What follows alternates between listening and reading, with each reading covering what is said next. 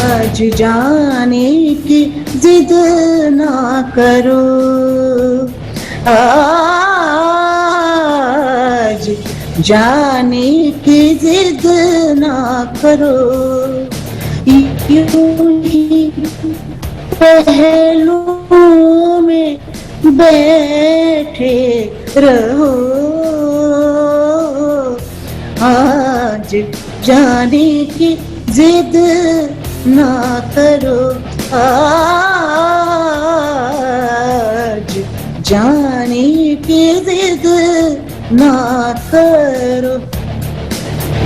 तो वीरेन जी, आज CNBC अब्बास का इतना सौभाग्य है कि आशा जी ने अपना 88वां जन्मदिन हमारे साथ बिताया और इतनी सुरीली आवाज़ में इतने सारे गाने गाए कि ट्विटर पर धमाल मचा हुआ है और इतनी ज़बरदस्त डिमांड है इस शो की दोबारा कि अगर आप 5:27 पर CNBC आवाज़ पर दोबारा हमारे साथ जुड़ेंगे तो आपको पूरा इंटरव्यू प्रदीप जी का और कुछ सवाल मैंने भी पूछे और आशा जी ने बहुत ही शानदार जवाब दिए और उनसे बेहतरीन गाने गाए। तो आप सब हमारे साथ जुड़िए और इन गानों का लुत्फ उठाइए।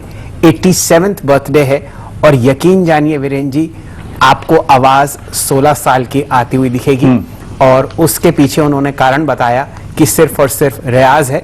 और मैं ये भी जानता हूं कि आप बहुत बेहतरीन तरीके से बैंक निफ्टी और निफ्टी पर रोज सुबह 5:30 बजे उठ के रियाज करते हैं। तो बताइए आपकी चार्ट्स क्या कहती हैं इन दोनों इंडिसेस के बारे में और फिर चर्चा को आगे बढ़ाएंगे। देखिए, अब लग रहा है आशा ताई जी की बात मान ली है निफ्टी ने, आज जाने की जिद नहीं कर रहा है कहीं पर, वहीं अगर आप देखें टिका हुआ है, बस आज जाने की जिद नहीं है इसकी। 440 एक इंपॉर्टेंट क्लच था शैल जी और उसके पार अभी नहीं जा रहा है और इसको रोक रहा है बैंक निफ्टी। आइए, सुबह हमारी अप्रोच क्या थी और कल हमने इसी कार्यक्रम में 11,500 की कॉल खरीदने की अप्रोच बनाई थी। सुबह मैंने ये भी कहा था कि आपको 11,440 का पॉइंट मिल जाए तो निफ्टी पे तुरंत उस कॉल को लेके बाहर आ जाइएगा। अब क्या हो रहा है याद रखिए, देखिए निफ्टी ने अपना बेस्ट किया, आईटी उसके साथ था, रिलायंस उसके साथ था और निफ्टी ने अपना बेस्ट किया इस केस में। लेकिन अब याद रखिए 11,450 यानी आज का हाई पॉइंट का उसके ऊपर 10 पॉइंट यानी 11,450 550 के बीच में कॉल राइटिंग काफी जोरदार है और ये इंडिकेट करती है कि 440, 450 और 480 ये 40 पॉइंट एक बहुत बड़ा सप्लाई जोन होंगे। रिवॉर्ड नहीं है इस जोन में लॉन्ग जाने का। इंपॉर्टेंट बेस है याद रखिएगा 11,280, 300, 350 क्योंकि यहां पे आज पुट राइटर्स विजिबल हैं। तो कोई बड़ा डिप मिले टुवर्ड्स 320, 340, 350 उसको बाय कीजिए, अदरवाइज नहीं। अदरवाइज सर्कमस्टेंसेस दूसरा तब बनता है खरीदारी के लिए जब आपका बैंक निफ्टी कुछ दमखम दिखाए, क्योंकि रिलायंस के दम पर, क्योंकि आईटी के दमखम पे हम चल चुके हैं सुबह। एक बार निफ्टी बैंक का चार्ट लेके आइएगा, याद रखिए 22,700, 22,800, 22,900 इस रेंज में अच्छी पुट राइटिंग भी है, लेकिन 23,200, 23,300, 23,400, 23,500 यहां पे कॉल राइटिंग भी है। तो ये इंटरडे हाई पॉइंट 23,080 और 23,100 जब तक शैल जी नहीं निकलेगा, एक आई थिंक स्टॉक स्पेसिफिक रहना और जो चल रहा है स्टॉक्स में उस पर फोकस करना, आई थिंक यही सही अप्रोच होगी। शैल जी, आपको इस वक्त स्टॉक स्पेसिफिक एक्शन कैसा लग रहा है? तो ऐसा करते हैं वीरेन जी, पहले तो अपने मित्र गणों को और जो हमारे दर्शक हैं, ट्रेडर्स हैं, इन्वेस्टर्स हैं, उनको अपने आज पैनल से मिलवाते हैं और फिर इस चर्चा को स्टॉक स्पेसिफिक की तरफ लेके चलते हैं। आज हमारे साथ शो में है राजेश पालविया साहब, एक्सिस सिक्योरिटीज में वो बहुत शानदार तरीके से चार्ट्स पढ़ते हैं। रजत बोस साहब बहुत दिनों से कलकत्ता से हमारे साथ जुड़ेंगे। साथ ही साथ श्रीकांत चौहान साहब 2:45 पर आपको ट्रेड देंगे कोटक सिक्योरिटीज में, वो शानदार चार्ट्स पढ़ते हैं। आशीष महेश्वरी साहब बहुत समय बाद आज दोबारा हमारे साथ फंडामेंटल गेस्ट के रूप में दोबारा हाजिर हुए हैं और इनसे चर्चा करेंगे एक से एक बेहतरीन आईटी स्टॉक्स की। बहुत जबरदस्त तरीके से आपको इन शेयर्स में रैली आती हुई दिख रही है और जाहिर तौर पर रिकॉर्ड हाई लेवल्स पर भी आप बहुत अच्छा वॉल्यूम और प्राइस एक्शन आते हुए देखेंगे। हमेशा की तरह 3 बजे हमारे साथ जुड़ेंगे भसीन साहब, बहुत शानदार तरीके से स्टॉक्स पिक करते हैं, अपने भरोसेमंद काउंटर्स पर वो आपको राय देंगे और साथ ही साथ एक से एक बेहतरीन आपको न्यूज ब्रेक्स और बढ़िया आपको लिंक्स आते हुए दिखेंगे। यतिन जी जुड़ेंगे हमेशा की तरह अपने ब्रोकरेज रडार के साथ। लक्ष्मण जी एक से एक बेहतरीन आपको कहानियां दिलवा रहे हैं दिल्ली से, वहां पर आपको खबर आती रहेगी और जैसे ही शो एंड होगा BTST और STBT कॉल्स आपको आती हुई दिखेंगी। लेकिन चर्चा शुरू करते हैं और स्टॉक स्पेसिफिक एक्शन देखते हैं। डायरेक्टर साहब, जरा टॉप 4 गेनर्स दिखाइए। फिलहाल FNO में 4 जो हैं वो तो आपको दिखेंगे IT स्पेस से और 1 है BPCL। इन स्टॉक्स पर हम सुबह से चर्चा कर रहे हैं और एक बार यहां पर आपको फिर नजर डालते हुए देख सकते हैं। फिलहाल निफ्टी आपके सामने सिर्फ 47 अंक ऊपर है, 11401। निफ्टी बैंक हल्के से लाल निशान में, 18 अंक नीचे, 29930 के पास। चलिए एक बार FNO में नजर डालते हैं, कौन कौन से स्टॉक्स में आप जबरदस्त तेजी फिलहाल आते हुए देख रहे हैं। BPCL फ्यूचर्स लगभग 4.5% ऊपर, 419.95 पर फिलहाल मेरे सामने ट्रेड करता हुआ चल रहा है।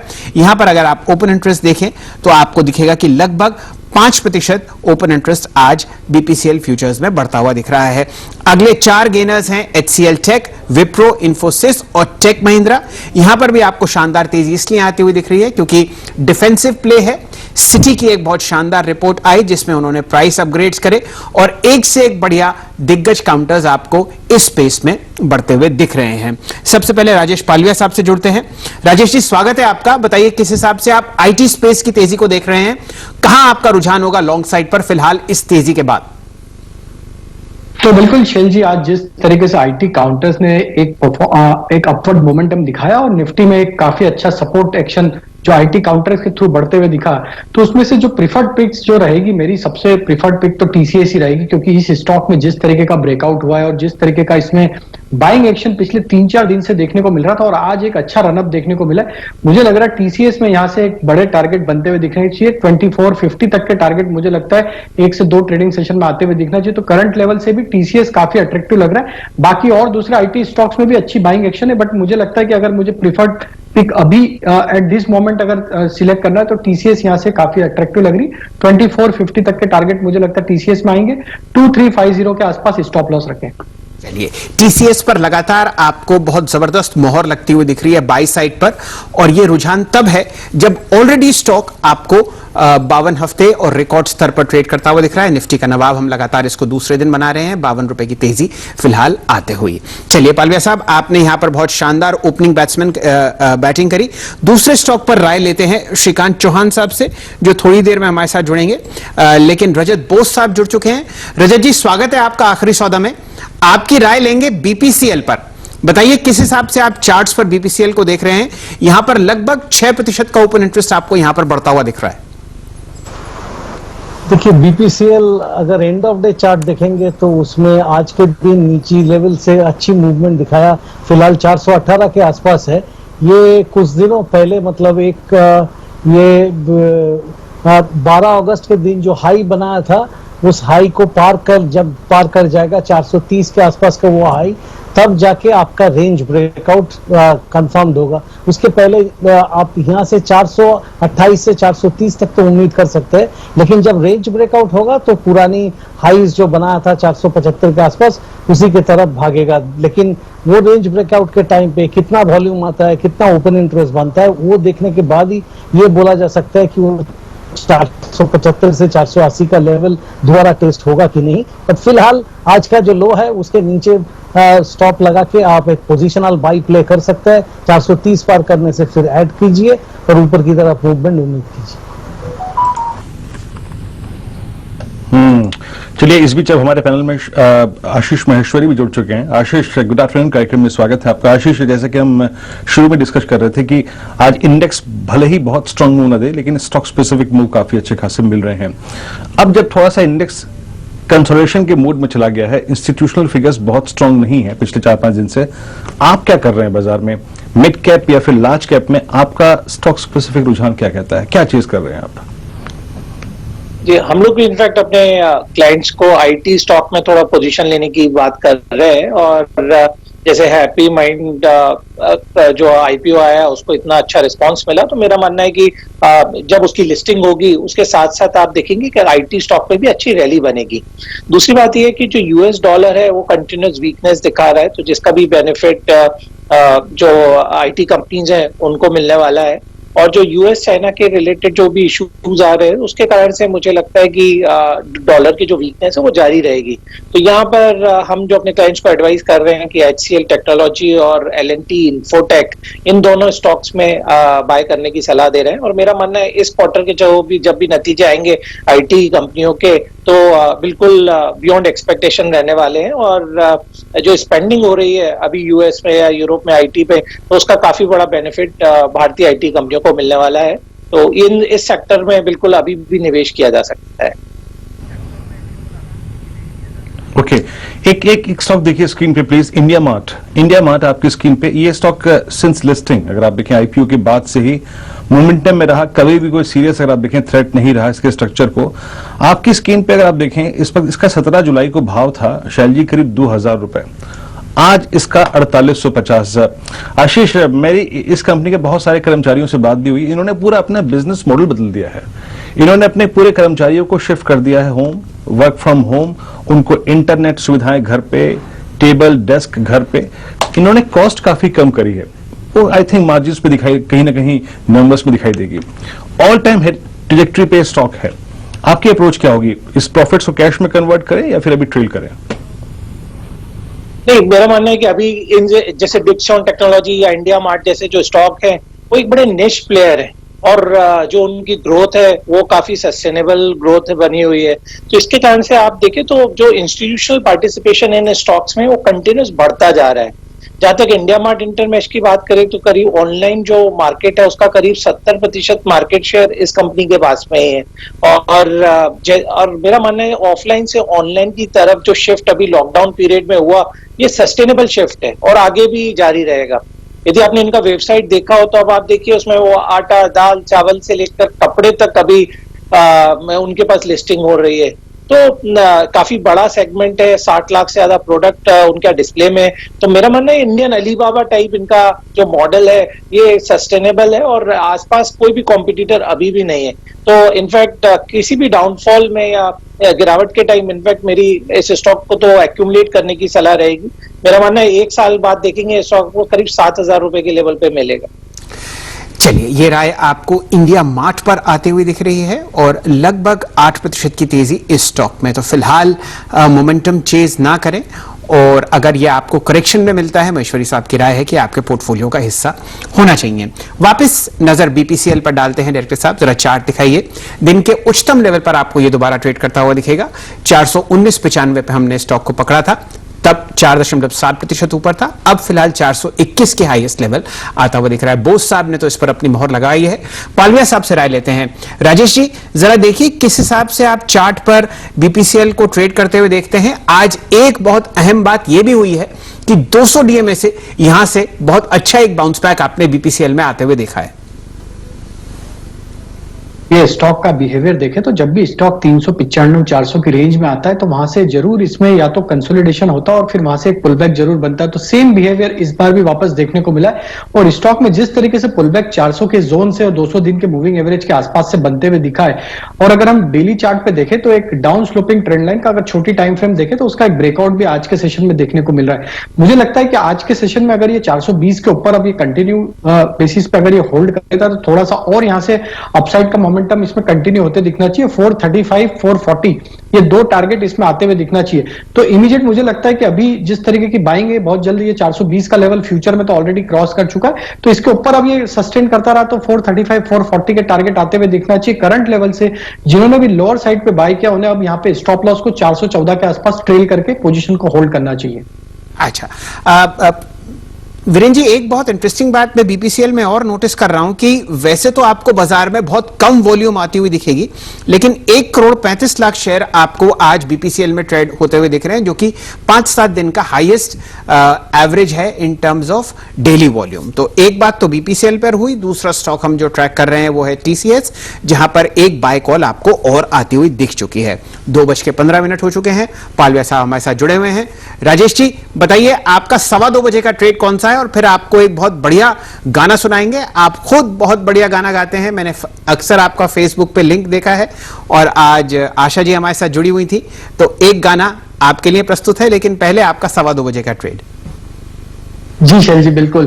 तो मेरा जो ट्रेड रहेगा ट्रेडेड 215 वो आईटी ही सेक्टर से रहेगा और उसमें स्टॉक रहेगा विप्रो।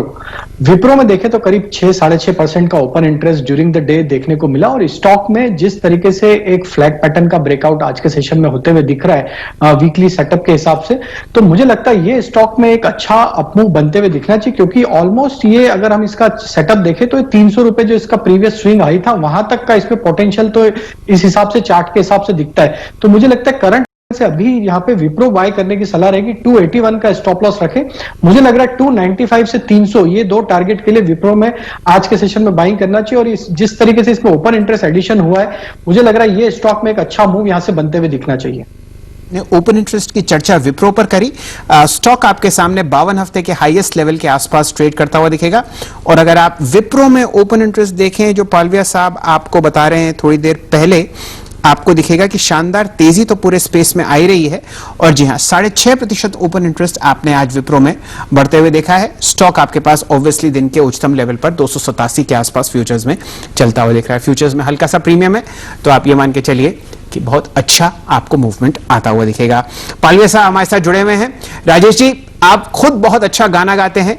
फेसबुक पर जो आपके साथ व्यक्ति जुड़े हुए हैं, आपने कराओके में बहुत जबरदस्त गाने गाए हैं और बहुत लुत्फ उठाया। बहुत छुट्टियों का जो कोरोना में आपने ली। अब आशा जी आज हमारे साथ जुड़ी थी, उनका 87वां जन्मदिन है और ये हमारी बड़ी खुशकिस्मती थी कि उन्होंने ये जन्मदिन सीएनबीसी आवाज के साथ बनाया। तो कोई गाना आपको ऐसा पसंद हो जो उनका आप सुनना चाहें, या जो हमारे पास है वो हम आपको सुनाएं? जी शैल जी, आपके पास जो गाना है वही मेरा पसंदीदा गाना है। मैं मॉर्निंग में आपने वो जो 2-3 बार बीच बीच में छोटी छोटी क्लिप प्ले हुई है, वो बिल्कुल मैंने देखी है और वो काफी पसंदीदा गाना है मेरा। कौन सा प्ले किया जाए आपके लिए? इन आंखों की मस्ती में। लीजिए, तो डायरेक्टर साहब प्लीज डू द नीडफुल।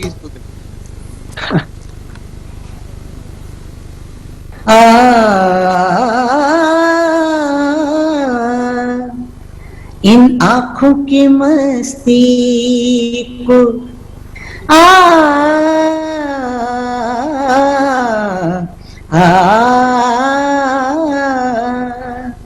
इन आंखों की मस्ती के मस्ताने हजारों हैं, मस्ताने हजारों हैं, इन आंखों की मस्ती के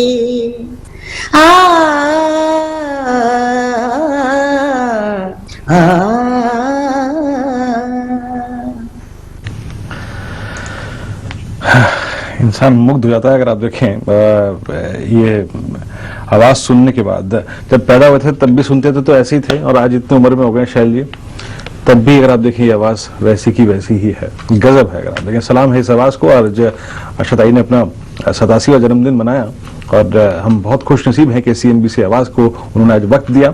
और जैसे कि शैल जी ने शुरू में कहा था कि इस बातचीत के मुख्य अंश को, जो शैल जी और प्रदीप की आज लगभग 10:30 पे लता जी से हुई, आशा जी से हुई, उसको देखना मत भूलिएगा 5:30 बजे सीएनबीसी आवाज पर। अच्छा, और कुछ स्टेट्स को पिक करते हैं अब, और मिड कैप्स में धीरे धीरे एक्शन बढ़ रहा है। प्लीज जरा एक चार्ट देखिएगा। मैं रेलवे स्टॉक्स को दिख रहा हूं, राइट्स इस स्टॉक को लेकर आइए आपकी स्क्रीन पर। 245.50 पिछले आधे घंटे के वॉल्यूम्स को देखिए, वॉल्यूम स्ट्रॉन्ग और डे हाई की ट्रेजेक्टरी पे आके ये स्टॉक खड़ा हो गया है। राजेश जी जरा प्लीज एक बार टेक दीजिएगा इस पे। कैश स्टॉक्स में अगर आप देखें क्लोजिंग के वक्त कुछ मूव आते हैं अच्छे। 247 क्या लग रहा है? I mean, ये अगर इस क्लस्टर को पार करता है तो 255 260 की ट्रेजेक्टरी आ सकती है क्या इसमें? देखिए वीरेन जी, जिस तरीके से इसका सेटअप है, स्टॉक ने 240 के आसपास एक बेस बनाया और अगर हम देखें तो पिछले 5-7 दिन से उसके आसपास से स्टॉक में एक अच्छी बाइंग एक्शन देखने को मिली। और आज जिस तरीके से स्टॉक ने रिएक्ट किया है और जिस तरीके से बाइंग एक्शन बनी है, तो मेरे हिसाब से तो आज अगर ये 249 का लेवल क्रॉस कर देता है ड्यूरिंग द डे अभी और उसके ऊपर क्लोज होता है, तो एक डाउन स्लोपिंग ट्रेंड लाइन का ब्रेकआउट होगा, जो कि इसका एक ट्रेंड रिवर्सल हम इसको बोल सकते हैं। और ये स्टॉक में फिर 255 260 तो मुझे लगता है बहुत जल्दी फिर देखने को मिल जाएंगे। तो ये स्टॉक को करंट लेवल से बाय करना चाहिए। रिस्क रिवार्ड काफी फेवरेबल है।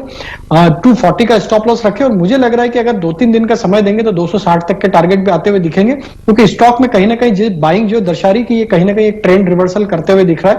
और स्टॉक में जो एक कंसोलिडेशन था उसका ब्रेकआउट आज के सेशन में होते हुए दिख रहा है, तो बिल्कुल इसको होल्ड रखें। 240 के स्टॉप लॉस से करंट लेवल पे बाय करें, 260 तक के टारगेट आते हुए दिखना चाहिए। ओके, राइट्स पे राय है डे हाई की डिजेक्ट्री में अगर आप देखें 247 पे ट्रेड करता हुआ स्टॉक। लेकिन रजत दा, इस पे मैं बैंक निफ्टी पे आपकी राय चाहूंगा। अब देखिए बैंक निफ्टी आज हमारे पास एक ट्रिगर भी था, लेकिन 2 दिन बाद जो सुप्रीम कोर्ट में हियरिंग है इंटरेस्ट को लेकर, उसको लेकर बैंक्स जो है ना थोड़ा ट्रबल में है, थोड़ा दिक्कत में है। रजत जी, बैंक निफ्टी के स्ट्रक्चर को देख के, चार्ट को देख के क्या लगता है आपको अभी डाउनसाइड कितना पॉसिबल है यहाँ पे, या फिर ये 22,500 से लेकर 22,800 या फिर 23,000 के बीच में कंसोलिडेट करके फिर पुल बैक देगा? You take on Bank Nifty? इधर बैंक निफ्टी अपना 20-डे मूविंग एवरेज के ऊपर पिछले 3 दिन से सपोर्ट ले रहे हैं। अभी तक उसमें ऊपर की तरफ जाने का भी कोई संकेत क्लियरली दिया नहीं है जैसा निफ्टी ने दिया है।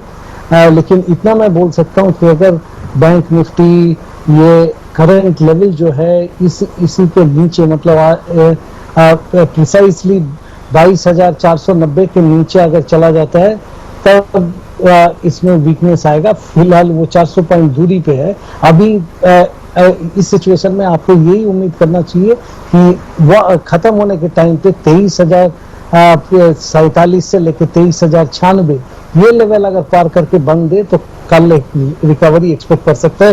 लेकिन आप अगर मुझको पूछेंगे कि प्रोबेबिलिटी किस तरफ का है, मैं ये मानूंगा कि प्रोबेबिलिटी एक्चुअली ऊपर की तरफ है, क्योंकि बैंक निफ्टी एक बार 23,096 के ऊपर में चलना चालू करे तो आपका वो जो लेवल आपने शुरू में कहा था 23,300 23,500 वहां तक चलने में तैयार हो जाएगा। नीचे खास कुछ दिखता नहीं है जब तक 22,500 जबरदस्त रूप से कोई वॉल्यूम आके तोड़ ना जाए, तो बैंक निफ्टी ये कंसोलिडेशन खत्म करके फिर से एक बार ऊपर की तरफ चलेगा। और उसमें कॉर्पोरेट बैंक जैसा एक्सिस है, ICICI है, और उसके साथ साथ कुछ भागीदारी स्टेट बैंक से भी आना चाहिए। बोस साहब, बहुत शानदार तरीके से आपने कॉर्पोरेट बैंक्स की तरफ रुझान रखा। मेरे ख्याल से ये बिल्कुल सही मौका है। ICICI बैंक का देखिए स्क्रीन पर ही आपके सामने स्टॉक आ चुका। आज एक इकलौता शेयर जो फिलहाल आपको बैंक निफ्टी में हरे निशान में ट्रेड करता हुआ दिखेगा ढंग से, वो है ICICI बैंक। सुबह से इस पर हम एक बाय कॉल ट्रैक कर रहे हैं। पालिया साहब हमारे साथ जुड़े हुए हैं। साथ ही साथ एक बहुत ही अच्छा डेवलपमेंट जो हुआ ओवरनाइट वो था केवी कामत साहब की जो RBI द्वारा रचित एक रिपोर्ट की अनावरण हुआ, और उन्होंने उसमें काफी अच्छी बातें बोली, लेकिन वो बाइट हम आपको बाद में सुनाएंगे। उससे पहले पालविया साहब से एक कॉल ले लेते हैं ICICI बैंक पर। राजेश जी बताइए, चार्ट्स पर आपको ICICI बैंक कैसा लग रहा है? फिलहाल मेरे सामने ये टॉप गेनर्स में से है FNO में।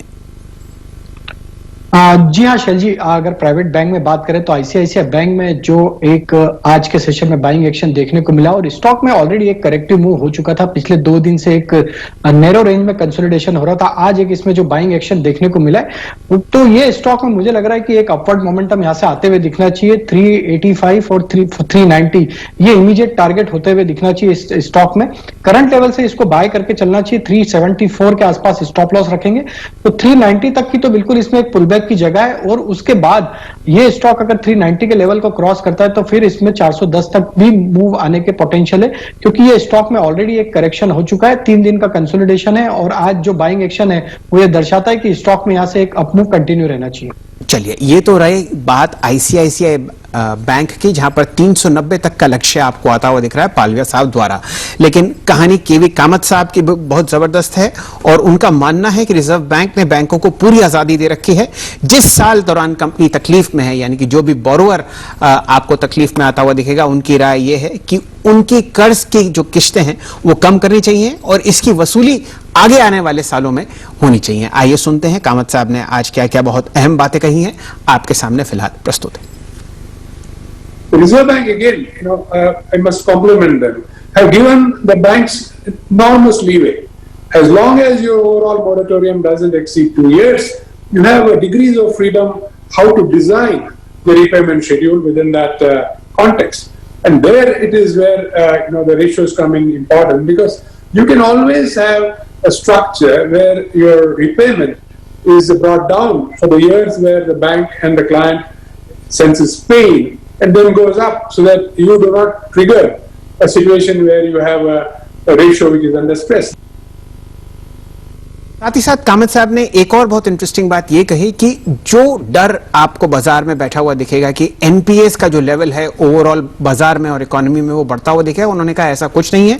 यहां पर आपको आने वाले समय में, महीनों में, क्वार्टर्स में और हफ्तों में ये परेशानी कम होते हुए दिखेगी। आइए सुनते हैं उन्होंने क्या कहा। I don't want to fix on the number that the Reserve Bank has put in. If probably that number is right or it could be better. Given the recovery, I do not think it could be worse. The reason is that when the numbers were done, this was probably done in in May or so, before it was forecast.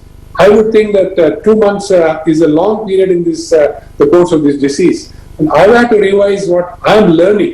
I'm not that I'm speaking about it, but what I'm learning virtually every 2 weeks. So, and in the last 4 weeks or 8 weeks, 6 weeks, things have improved. चलिए, अतुल जोशी साहब भी हमारे साथ जुड़े थे। वो oyster capital के CEO हैं और बहुत ही जबरदस्त तरीके से कॉर्पोरेट इंडिया और बैंकिंग सेक्टर को ट्रैक करते हैं। उनके हिसाब से कामत साहब की रिपोर्ट में बहुत सारी ऐसी अच्छी चीजें हैं जो बाजार को नोटिस करनी चाहिए, और जो डर और माहौल फिलहाल कम से कम बैंकिंग सेक्टर में आपको आता हुआ दिख रहा है, उसके पीछे कोई वाजिब कारण नहीं है। आइए सुनते हैं उन्होंने क्या कहा। फर्स्ट टाइम यह है कि हर एक सेक्टर के लिए एक स्पेसिफिक थ्रेशोल्ड बनाया गया है। ये सबसे बड़ी पॉजिटिव चीज है, और मेरे हिसाब से इसकी वजह से काफी सारी कंपनीज को बेनिफिट मिलेगा जो स्ट्रेस में है। फॉर एग्जांपल, अगर इंफ्रास्ट्रक्चर है तो उसकी डेट लेवल काफी हाई होगी, मैन्युफैक्चरिंग की कम होगी, तो ये सारी चीजें बहुत ही मायने रखती है रिस्ट्रक्चरिंग के हिसाब से। तो वो बहुत ही अच्छी चीजें हैं। सेक्टर स्पेसिफिक रेशियोज जो उन्होंने बनाए हैं। दूसरा, उन्होंने एबीसी एनालिसिस किया लगता है बैंकों की, जो संपूर्ण इंडिया की जो बैलेंस शीट है लेंडिंग साइड की, उसकी एबीसी एनालिसिस करके जो 70% वेटेज वाली जो इंडस्ट्रीज है उसको प्रायोरिटी देके आगे निकाल दिया है। वो भी बहुत ही अच्छा कदम है। चलिए, फिलहाल बैंकिंग सेक्टर पर से अपनी नजर हटाते हैं और देखते हैं कहां कहां कैश मार्केट्स में या एफएनओ में आपको ट्रेड आता हुआ दिख रहा है। राजेश पालविया साहब से जुड़ेंगे। राजेश जी, आपकी नजर डलवाएंगे एसबीआई लाइफ पर। दिन के उच्चतम लेवल पर आपको ये स्टॉक ट्रेड करता हुआ दिख रहा है। बताइए किस हिसाब से आप इसको देख रहे हैं। फिलहाल जो मेरे सामने प्राइस और वॉल्यूम एक्शन है वो बुल्स के फेवर में है एसबीआई लाइफ पर, और स्टॉक फिलहाल आपके सामने स्क्रीन पर आता हुआ 848 रुपए, लगभग 0.2% ऊपर। आपकी राय?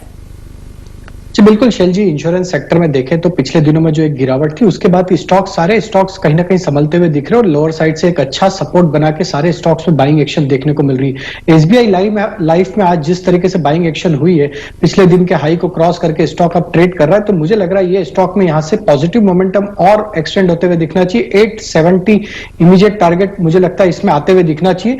करंट लेवल से 840 का स्टॉप लॉस रखे, 870 के टारगेट इसमें इमीडिएट बेसिस पे आते हुए दिखना चाहिए। तो एसबीआई लाइफ का स्ट्रक्चर काफी पॉजिटिव लग रहा है, और जिस तरीके से स्टॉक ने बेस बनाया लोअर साइड से और जो एक्यूमुलेशन हुआ है उसका एक ब्रेकआउट आज के सेशन में देखने को मिला, तो 870 के टारगेट के लिए एसबीआई लाइफ बाय करने की सलाह रहेगी। चलिए, फिलहाल आपके सामने ये स्टॉक 851 रुपए के आसपास चल रहा है। बहुत सारी मूविंग एवरेजेस हैं जिनके आसपास इसने सपोर्ट लिया है, और वहां से आपको एक अच्छा बाउंस बैक फिलहाल आता हुआ दिख रहा है। दूसरा स्टॉक एचपीसीएल पर नजर डालिए। डायरेक्टर साहब जरा लंबी अवधि का चार्ट दिखाइए। बीपीसीएल में हम ऑलरेडी बहुत शानदार तेजी ट्रैक कर रहे हैं, और यहां पर आपने एक अच्छा मूवमेंट आते हुए देखा है। एचपीसीएल डायरेक्टर साहब स्क्रीन पर हमारे सामने आ चुका है 201.90, और यह प्रश्न आप ही के लिए पालविया साहब, यहां पर हमने करेक्शन आते हुए देखा है लगभग 240 से। स्टॉक अब हरे निशान में बहुत शानदार तरीके से ट्रेड करता हुआ। बताइए क्या कीजिएगा पोजिशनली? बिल्कुल शैल जी, इसमें भी लोअर साइड से एक बेस बना स्टॉक का अगर देखें तो बहुत म्यूटेड था। पिछले 5-7 दिनों में अगर देखें तो 195-97 के जोन में आके स्टॉक में एक एक्यूमुलेशन होते हुए दिखा, और वहां पे कहीं ना कहीं सेलिंग भी थमते हुए दिखी है। आज जिस तरीके से रिवर्सल हुआ है 200 के ऊपर अब ये स्टॉक ट्रेड कर रहा है, तो इसमें एक्सटेंड होना चाहिए। यहाँ से मोमेंटम 210 तक का मोमेंटम मुझे लगता है एक्सटेंड होते हुए दिखना चाहिए। करंट लेवल से रिस्क रिवॉर्ड भी काफी फेवरेबल है। 197 का स्टॉप लॉस रख लें, जो ट्रेड लोअर साइड में लिया उन्हें भी ट्रेल करके 197 पे रख ले स्टॉप लॉस, और 210 तक का मुझे लगता है पुल बैक एक्सटेंड होना चाहिए। तो बीपीसीएल और ये दोनों स्टॉक एक साथ मुझे लगता है कि और मोमेंटम कंटिन्यू करते हुए दिखना चाहिए। चलिए, तो एचपीसीएल, बीपीसीएल बहुत स्ट्रांग, बहुत एक्टिव, और याद रखिएगा डेरिवेटिव्स में आज अगर हम क्लासिफाई करें पूरे ऑयल एंड गैस स्पेस को, तो एक अच्छी बात है कि रिलायंस अपनी तरफ काफी ओआई खींच रहा है ऑयल एंड गैस पेक में, और हालांकि रिलायंस सिर्फ आज की तारीख में ऑयल गैस नहीं, एक डिजिटल अगर आप देखें कंपनी भी है, लेकिन आप देखिए रिलायंस करीब 4% OI, BPCL top most OI gainer है, याद रखिएगा करीब 5% का ओआई बिल्डअप है, यहाँ पे तो काफी स्ट्रांग ओआई जुड़ा हुआ है। लेकिन अब 230 हो चुके हैं, तो हमारा एक और नया ट्रेड ऐड करने का वक्त है, और रजत दा आज अपना 230 का ट्रेड हमारे साथ शेयर करेंगे। रजत जी बताइए 230 पे क्या होगा आपका ट्रेड? देखिए मेरा ट्रेड होगा एंड्योरेंस टेक्नोलॉजीज। एंड्योरेंस टेक्नोलॉजीज एक ऑटो एंसिलरी कंपनी है, और इसमें मुझको इसलिए अच्छा लग रहा है कि इसमें एक अच्छी अप ट्रेंड अगस्त के शुरू से चल रहा था, और वो एक बार ऊपर में 1189 शायद एक बार हाई बना था, वो बनाने के बाद में 1180 का हाई बनाने के बाद में जो करेक्शन हुआ था उसी में ये 1117,019 इस लेवल पे पहुंचा था। अभी ये कंप्लीट करके ऊपर की तरफ जाने की चेष्टा में है। आज एक अच्छा मूव दिया है, एक क्रिटिकल रेजिस्टेंस लेवल को भी क्रॉस कर सस्टेन किया है। 1045 से लेकर 1055 के बीच में जो सेलिंग आ रहा था कुछ दिनों में, वो सेलिंग को एब्जॉर्ब करके अभी 1089 के लेवल पे है, और ये लेवल से जब 1105 का ऊपर चल जाएगा तो आप देखिएगा ये ऊपर में 1179 तक जाने की दम रखता है। हम अगले 5 दिन से लेके 7 दिन मतलब 3 to 5 ट्रेडिंग सेशंस में यहाँ 1180 के आसपास पहुंच जाएगा ऐसा उम्मीद करता हूँ, और 1045 के नीचे on closing price basis stop loss लगा लेकर सलाह दे रहा हूँ। ये इंट्राडे या बीटीएसटी ट्रेड नहीं है, इट्स अ पोजिशनल ट्रेड, उसी हिसाब से इसको चलिए। ओके, याद रखिएगा इसे हम ले रहे हैं 230 पे एज अ ट्रेड एट 230, लेकिन जैसे कि रजत जी ने कहा कि ये पोजिशनल ट्रेड है, मतलब अगर आप इसको समय देंगे तो जिन फैक्टर्स के आधार पर रजत जी ने इस ट्रेड को पिक किया है उस पर आपको वो ज्यादा पैसे बना के देगा। स्टॉप लॉसेस आपके स्क्रीन पे मेंशन है 1045। याद रखिए एक बहुत बेहतरीन चार्ट, और साथ ही साथ एक बहुत स्ट्रांग मूव में रिट्रेस हुआ, क्रिटिकल एवरेजेस को यानी 20 DMA को वॉलेट नहीं किया, और उसके बाद फिर स्ट्रेंथ हासिल करता हुआ, तो ये एक एंट्री पॉइंट काफी अच्छा आपको दे रहा है।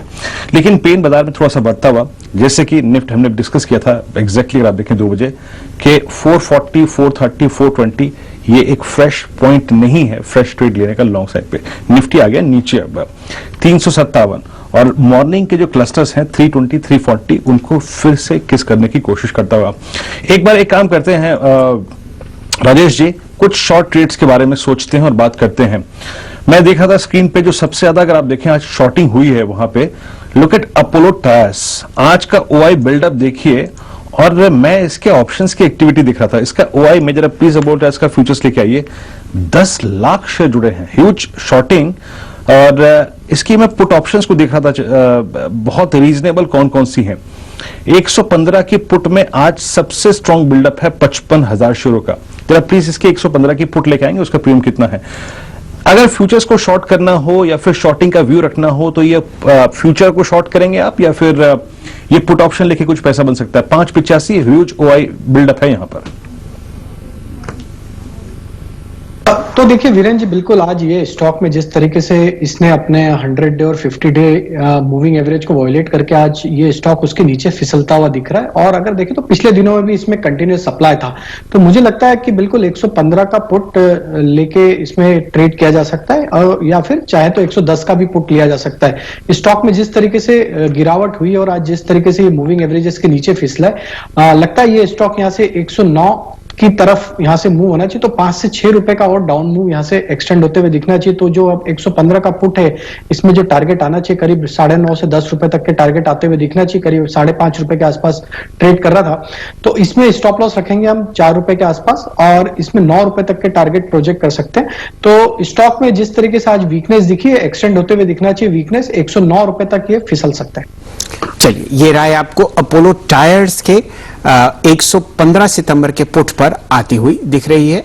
यहां पर आप खरीद के चले, मंदी की लहर आपको शायद इस सेक्टर में, इस स्टॉक पर आते हुए दिखे। एक जगह और जहां लाल निशान गहराता हुआ दिख रहा है वीरेन जी, वो है भारतीय एयरटेल का काउंटर। 503 रुपए 10 पैसे के आसपास ये ट्रेड कर रहा है, अब अपने 200 डीएमए के नीचे। तो एक तो यहां पर एक आपको हल्का सा वॉयलेशन दिखेगा, हम लोगों ने एक रैली ट्रैक करी थी लगभग 560 रुपए की, वो आपको हल्का सा कम होती हुई दिखेगी। पालिया साहब हमारे साथ जुड़े हुए हैं। राजेश जी, ये बताइए कौन सा बाय जोन आप देख रहे हैं भारतीय एयरटेल पर? ये स्टॉक वापस आपको अपने 200 डीएमए के नीचे ट्रेड करता हुआ दिख रहा है और फिलहाल अर्ली मेज के लो यहां पर आपको दिख रहे हैं। जी बिल्कुल शैल जी, आज जिस तरीके से स्टॉक में वीकनेस बनी है और इसने पिछले जो स्विंग थे वो भी आज तोड़ते हुए दिख रहा है। अगर मैं कैश सेगमेंट में बात करूं तो इसके जो पिछले स्विंग लो थे करीब 507 के आसपास थे, आज उसके नीचे फिसल गया है। तो मुझे लगता है कि ये स्टॉक अगर आज इसके नीचे ही क्लोज देता है तो फिर स्टॉक में और एक्सटेंड होते हुए दिखना चाहिए सप्लाई, जो कि इसको 490 इवन 485 के जोन में लेके जाएगा। हालांकि अगर पिछले दिनों में देखें तो सेलिंग इंटेंसिटी थोड़ी सी स्लो थी, बट आज जिस तरीके से इसने प्रीवियस स्विंग लो को तोड़ा है तो मुझे लग रहा है कि और यहाँ से एक एक्सटेंडेड सेलिंग बनते हुए दिखना चाहिए। तो 485 490 ये, और मुझे लगता है कि यहां तक भी ये स्टॉक फिसलते हुए दिखता है, तो वहां पे जाके एक बार वापस रिव्यू करना चाहिए। तो अभी 485 का थोड़ा वेट करें, वहां पे आए तो स्टॉक को रिव्यू करेंगे कि वहां बाय करना चाहिए या और फर्दर एक्सटेंडेड सेलिंग आती है इसमें।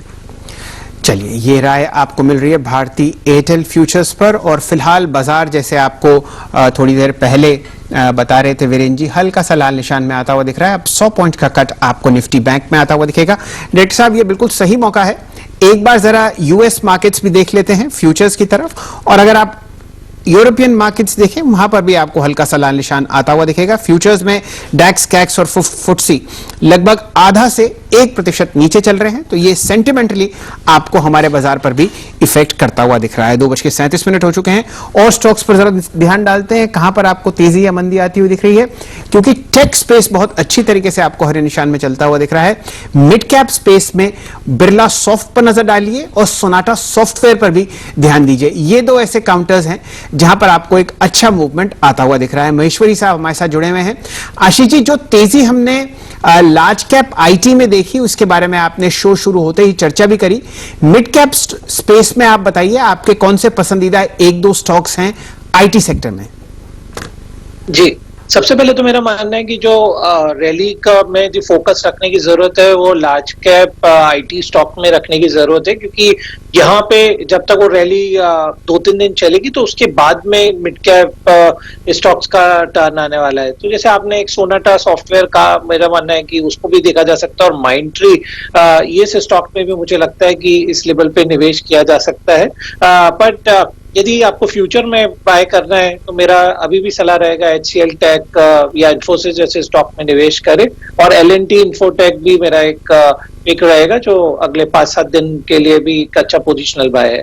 जी, तो एक बात बहुत इंटरेस्टिंग आपको महेश्वरी साहब बता रहे हैं, अगर आप ट्रेडर या निवेशक हैं, फिलहाल बाजार में अगर कहीं पकड़ है ठीक ठाक, वो भी इतनी ज्यादा नहीं क्योंकि वॉल्यूम नहीं है, तो लार्ज कैप स्टॉक्स की तरफ ही कॉन्सेंट्रेट करें। मिड कैप्स की तरफ फिलहाल ध्यान देना शायद आवश्यक नहीं है, क्योंकि जिस हिसाब से बाजार के मिजाज हैं वहां पर लार्ज कैप के लॉन्ग ट्रेड्स ही फिलहाल डाइजेस्ट नहीं हो रहे, तो मिड कैप्स तो फिलहाल आपको चिंता में ट्रेड करते हुए दिखेंगे। ये राय आपको दिख रही है टेक स्टॉक्स पर। और एक पसंद जो आपको आता हुआ दिख रहा है महेश्वरी साहब को, वो है L&T इन्फोटेक। उसका एक बार चार्ट चेक और प्राइस देख लेते हैं। यहां पर जो प्राइस का मूवमेंट है फिलहाल मेरे सामने जो स्क्रीन पे है वो है 2482, 72 अंक ऊपर आपको ये स्टॉक ट्रेड करता हुआ दिखेगा, 3% की तेजी। रजत बोस साहब हमारे साथ जुड़े हुए हैं। रजत जी, आप कोई राय L&T इन्फोटेक पर देना चाहते हो तो? देखिए, जहां तक L&T इन्फोटेक का सवाल है, ये मैंने ये कहना चाहूंगा कि इसमें एक रेंज बाउंड ट्रेड दिख रहा है। ये ऊपर में 2500 का लेवल, 2500 से 2510 ये रेंज पार करके जब सस्टेन करेगा तब उम्मीद कीजिए कि 2530 और 2550 वो लेवल तक हासिल कर सकता है। बट सर जी, एक चीज आपको मैं ये कहना चाहूंगा कि जब तक ये 2510 से 2525 का लेवल पार करके नहीं संभाल पाता है अपने आप को, तब उम्मीद मत कीजिए कि वो लेवल भी पार करके निकल जाएगा, क्योंकि जैसा TCS हो चाहे आपका इन्फी हो, ये इसके टाइप इसमें स्ट्रेंथ हमको नहीं नजर आ रहा। इस राइडर के साथ आप L&T इन्फोटेक पर नजर रखिए कि जो स्ट्रेंथ आप फ्रंटलाइन आईटी में आते हुए देख रहे हैं शायद आपको इस स्टॉक में फिलहाल ना आता हुआ दिखे।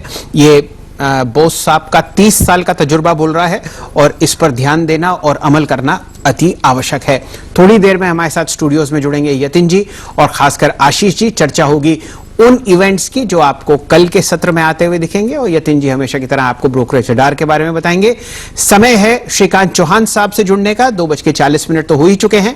पहले चर्चा करते हैं बाजार की उनसे और फिर 2:45 का ट्रेड भी चौहान साहब आपको देंगे। तो फिलहाल हमारे साथ हैं यतिन जी, माइकअप हो रहे हैं, आशीष जी जुड़ने वाले हैं और श्रीकांत जी बिल्कुल तैयार बैठे हैं। चौहान साहब स्वागत है आपका। बताइए किस हिसाब से आप बाजार को देख रहे हैं। कोई फर्स्ट क्लास मिड कैप या लार्ज कैप पर आपकी अगर कोई पैनी नजर हो तो बताइए। धन्यवाद शैल जी।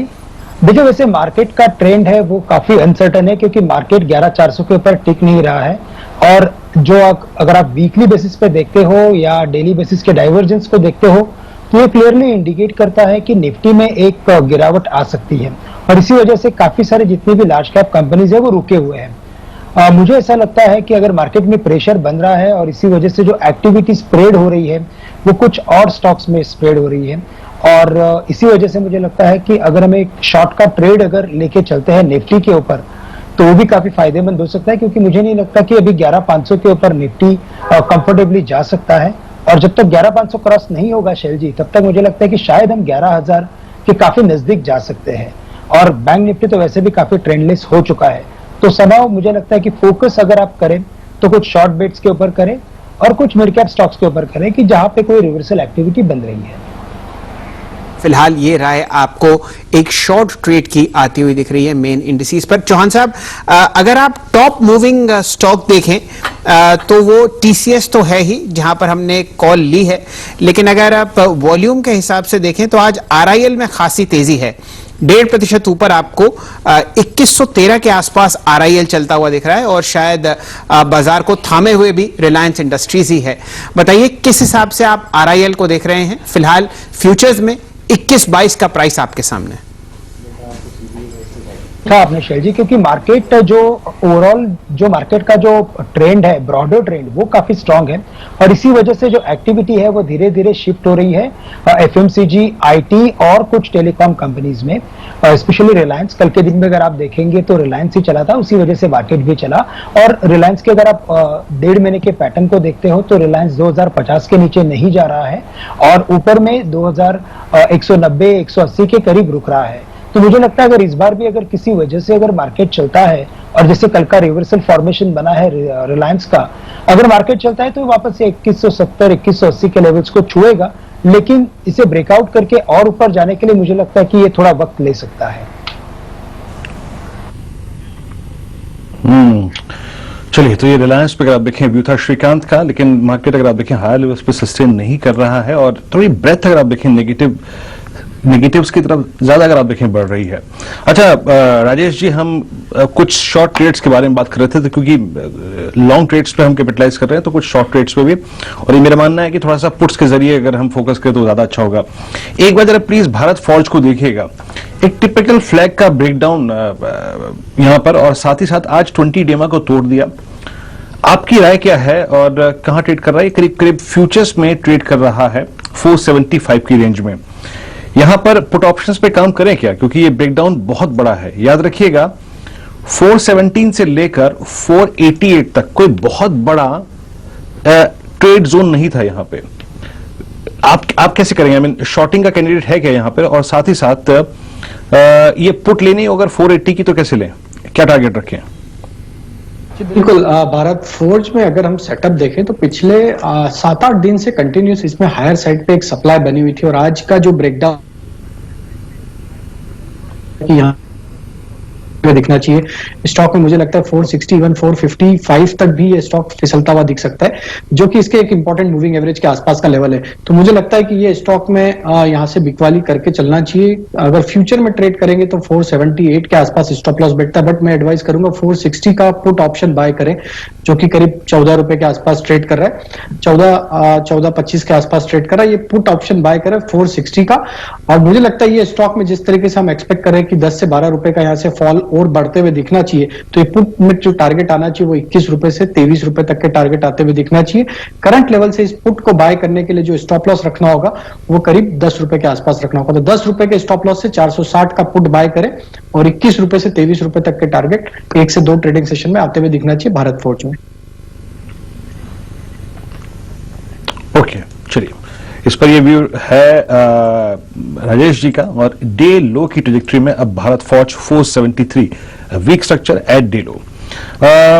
एक बार राय दीजिएगा इस वक्त 245 के ट्रेड पर। अब राय लेते हैं श्रीकांत चौहान जी के। श्रीकांत, आपकी राय इस बाजार के बिहेवियर को देखते हुए और जिस प्रकार की सप्लाई हायर लेवल से आ रही है, 245 का आपका ट्रेड क्या होगा, बताइए।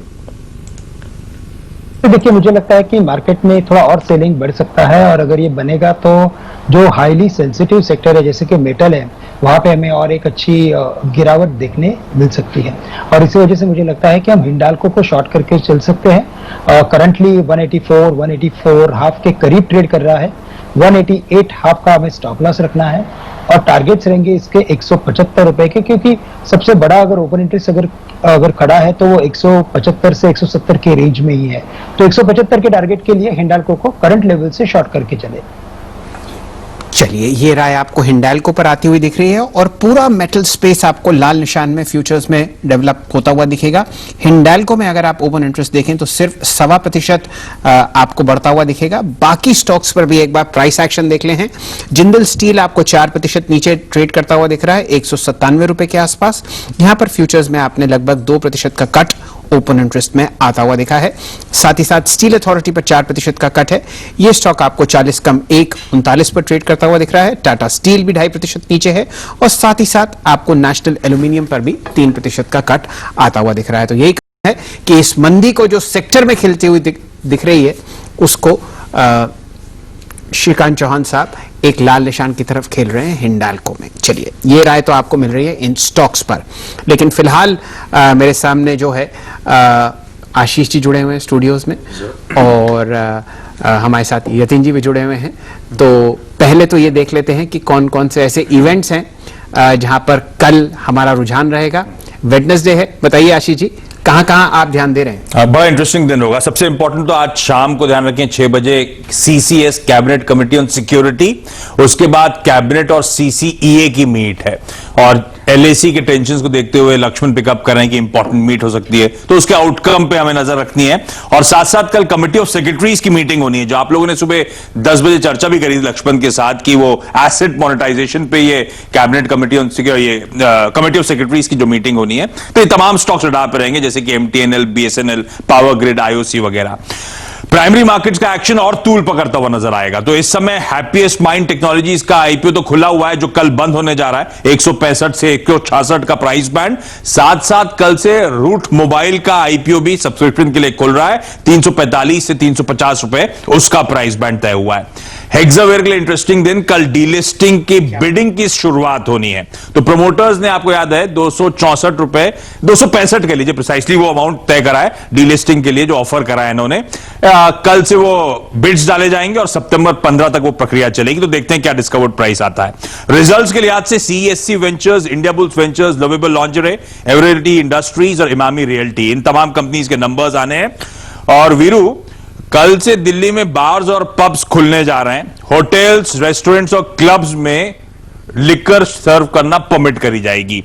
अच्छा, एक और इंटरेस्टिंग चीज है शैल सर, कल कंगना रनौत मुंबई आ रही है। क्या बात। और शायद शैल सर कल दिल्ली चले जाए। अच्छा ऐसा नहीं क्योंकि दावे वगैरह क्या क्या खुल रहा है। तो वीरू जी को बॉम्बे भेज देते हैं और मैं दिल्ली चला जाता हूं, है ना? बिल्कुल सही बात है। मेरे ख्याल से जो एक बहुत काम की बात आपने कही आशीष जी, वो है हेक्सावेयर। 265 का प्राइस प्रमोटर्स ने फिक्स किया। जरा स्टॉक देखिए आपके सामने स्क्रीन पर क्या चमक रहा है। 415 का प्राइस मेरे सामने, लगातार 3 दिन की जो गिरावट है उसको नेगेट करके अब 9 रुपए 30 पैसे ऊपर आपको ट्रेड करता हुआ दिखेगा। चौहान साहब हमारे साथ जुड़े हुए हैं। चौहान जी, बताइए किस हिसाब से आप हेक्सावेयर को देखते हैं? यह बात तो पक्की है कि जो प्राइस प्रमोटर्स ने फिक्स किया है उस पर तो उनको ये वापस मिलने से रहा। बिल्कुल, तो देखिए अगर इसके चार्ट पैटर्न को देखते हो तो ये क्लियरली इंडिकेट करता है कि जब से इसमें ये न्यूज फ्लो आया है तब से इसमें एक वॉल्यूम बेस्ड एक्टिविटी बनी है और काफी कॉर्नरिंग पैटर्न बना है। और अभी पिछले कई दिनों से आई थिंक ये प्राइस फिक्स होने के पहले एक कंसोलिडेशन बना था, तो अभी मुझे लगता है कि शायद इसमें एक और एक ब्रेकआउट बनेगा और ये जो कंप्लीट पुलबैक के मोड में जा रहा है स्टॉक, वो शायद एक बार 455 या 460 के काफी नजदीक जा सकता है। तो वहां तक की इसमें गुंजाइश है। और अगर आप पिछले पकड़ लीजिए कि 2 साल का चार्ट देखते हो तो मैक्सिमम टाइम स्टॉक ने 450 से लेकर 460 के रेंज में निकाला है। तो शैल जी मुझे लगता है कि शायद आने वाली प्राइस 450 या 460 के करीब इसे लेके जाए और उसी के करीब शायद इसके बायबैक के प्राइस भी रेस हो सकती है। एक इंटरेस्टिंग बात तो ये हुई कि प्रमोटर्स ने ये बता दिया भाई पूरे बाजार को कि हमारे हिसाब से अंडर वैल्यूएशन है और ये फ्लोर हमने लगाया 265 और उसके बाद बाजार ने क्या तूल पकड़ा और अब आप देखिए आपके सामने 413 का प्राइस है। ऑल टाइम हाई हेक्सावेयर में मुझे दिख रहा है फिलहाल 560 रुपए और 414 लगातार 4 महीने की शानदार तेजी के बाद फिलहाल ये स्टॉक आपको ट्रेड करता हुआ दिख रहा है। चौहान साहब की राय है कि यहां पर आपको 460 का भी प्राइस आता हुआ दिख सकता है। तो ऐसा करते हैं यतिन जी, थोड़ी देर में आपके साथ जुड़ेंगे, लेकिन एक इंटरेस्टिंग माहौल जो है वो संजय शाह साहब आपको सेटअप करते हुए दिखेंगे। प्रूडेंट एडवाइजरी ग्रुप के वो जाने माने सीईओ हैं। शाह साहब स्वागत है आपका। चर्चा हो रही है मार्जिनिंग की और आप ये देखिए परेशानी बाजार में है, बहुत ही जबरदस्त वॉलेटाइल ट्रेड है और दायरे में दोनों इंडिसेस देख रहे हैं, कोई खास वॉल्यूम नहीं बाजार में। अब 7वां दिन हम देख रहे हैं इस नए मार्जिनिंग सिस्टम को आता हुआ। बताइए आप कैसे देख रहे हैं इस समस्या को और क्या क्या सुझाव हैं आपके पास इस परेशानी को अंत करने के लिए? देखिए, अगर पूरी मैटर को अगर आप देखने के लिए जाए तो जो भी सेबी ने चेंजेस सजेस्ट किए हैं उसके 2 पहलू है। एक जो था वो आज तक क्या था कि क्लाइंट का माल जो ब्रोकर के अकाउंट में कोलेटरल अकाउंट में जाके फिर वो प्लेज और रिप्लेज होता था, अब हमारी ट्रांसफर होता था, वो पूरी सिस्टम उन्होंने बंद कर दी है। सो प्लेज एंड रिप्लेज जो चालू हुआ है उसमें आज भी बहुत सारी दिक्कतें चल रही है। और दूसरा सबसे बड़ा जो मेजर चेंज वो लोग लाए हैं वो है आई थिंक कैश मार्केट के अंदर क्लाइंट से अपफ्रंट मार्जिन लेना on the by side and on the sell side both. तो ये जो चीजें आई थिंक ये 2 बड़े चेंज एक साथ आए हुए हैं। और मैं आपको जैसे आज की बात बताऊं, अभी भी पे इन पे आउट एक्शन लेवल से रूटीन कोर्स में सेटल नहीं हुआ है। आज जैसे नॉर्मली आपका पे इन और पे आउट सुबह में 11 और दोपहर को 1:30-2 बजे तक हो जाता था, वो आज भी अभी भी सिस्टम में नहीं आया हुआ है। तो आई थिंक कहीं ना कहीं सिस्टम को इम्प्लीमेंटेशन के अंदर बहुत टाइम लग रहा है और बहुत सारी चीजें एक साथ सेबी ने इंप्लीमेंट करने के लिए कहा गया है। बट सबसे बड़ा पॉजिटिव पॉइंट ये रहा ये पर्टिकुलर चीज के अंदर कि सेबी ने 15 दिन का एक्सटेंशन दिया हुआ है किसी भी तरह की पेनल्टी नहीं लगाने का। तो हमारा मानना है कि आई थिंक सेबी को देखना चाहिए कि ये जो पे इन पे आउट और प्लेज रिप्लेज, अभी भी आपको बताऊं जैसे ओटीपी टाइम से नहीं आते हैं, पूरा प्लेज टाइम से होता नहीं है, रिप्लेज होता नहीं है। तो अगर सेबी जरा ये देख ले, और मैं समझता हूं मेरा मन है 15 दिन के अंदर, आने वाले 7-8-10 दिन के अंदर सिस्टम बहुत सारे नॉर्मलसी पे आ जानी चाहिए। बट अगर नहीं आती है तो I think they should give some more time for system to be implemented. सबसे बड़ा प्रॉब्लम आई थिंक इम्प्लीमेंटेशन में है। जी शाह साहब, ये बताइए आपकी अपनी जो इतनी शानदार ब्रोकरेज है उसमें कैश वॉल्यूम्स में आपको कितनी गिरावट दिख रही है और एफएनओ ट्रेड में कितनी आपको कमी दिखी मुकाबले 15 दिन पहले के? देखिए, एफएनओ ट्रेड के अंदर मोटा मोटी ये प्लेज रिप्लेज का इश्यू था, इसीलिए थोड़ा सा शुरुआत के 3-4 दिन में दिक्कत आई थी। बट वो मेरा मानना है धीरे धीरे सेटल हो रहा है और हो भी जाएगा। बट सबसे बड़ा जो चेंज है वो आपका कैश मार्केट के अंदर है। और कैश मार्केट के अंदर आप समझिए कि कुछ गिने चुने ऑनलाइन प्लेयर को छोड़ के आज की तारीख में ब्रोकर का जो बिजनेस था वो थोड़ा सा रिलेशनशिप बेस्ड बिजनेस था। तो वहां पर कोई अपफ्रंट मार्जिन लेता भी था तो इतना ज्यादा नहीं था मेटिकुलस। क्योंकि अगर पहले क्या होता था, अगर आपके डीमेट अकाउंट में माल पड़ा हुआ है तो आप उसको लेने देते थे क्योंकि आपके पास पावर ऑफ एटर्नी था। नाउ डीमेट में माल पड़ा है तो भी आप कुछ नहीं कर सकते क्योंकि आपको प्लेज कराना पड़ेगा, उसके लिए आपको रिक्वेस्ट देनी पड़ेगी, उसका ओटीपी जाएगा, वो कंफर्म कराओगे। तो ये आई थिंक रिटेल इन्वेस्टर को इसमें एडजस्ट होते होते टाइम लगेगा और वॉल्यूम में डेफिनेटली डिप आया हुआ है। मैं अगर मेरे ऑर्गेनाइजेशन के लेवल की बात करूं तो April May June was a very good month. I think historically बहुत ही अच्छा डिलीवरी बेस्ड वॉल्यूम हुआ था और वो पीक से आज की तारीख में मैं मानता हूं 40% डाउन चल रहा है मार्केट वॉल्यूम के मुताबिक, बिकॉज सिस्टम अभी भी सेटल हो रही है और टीचिंग इश्यूज है।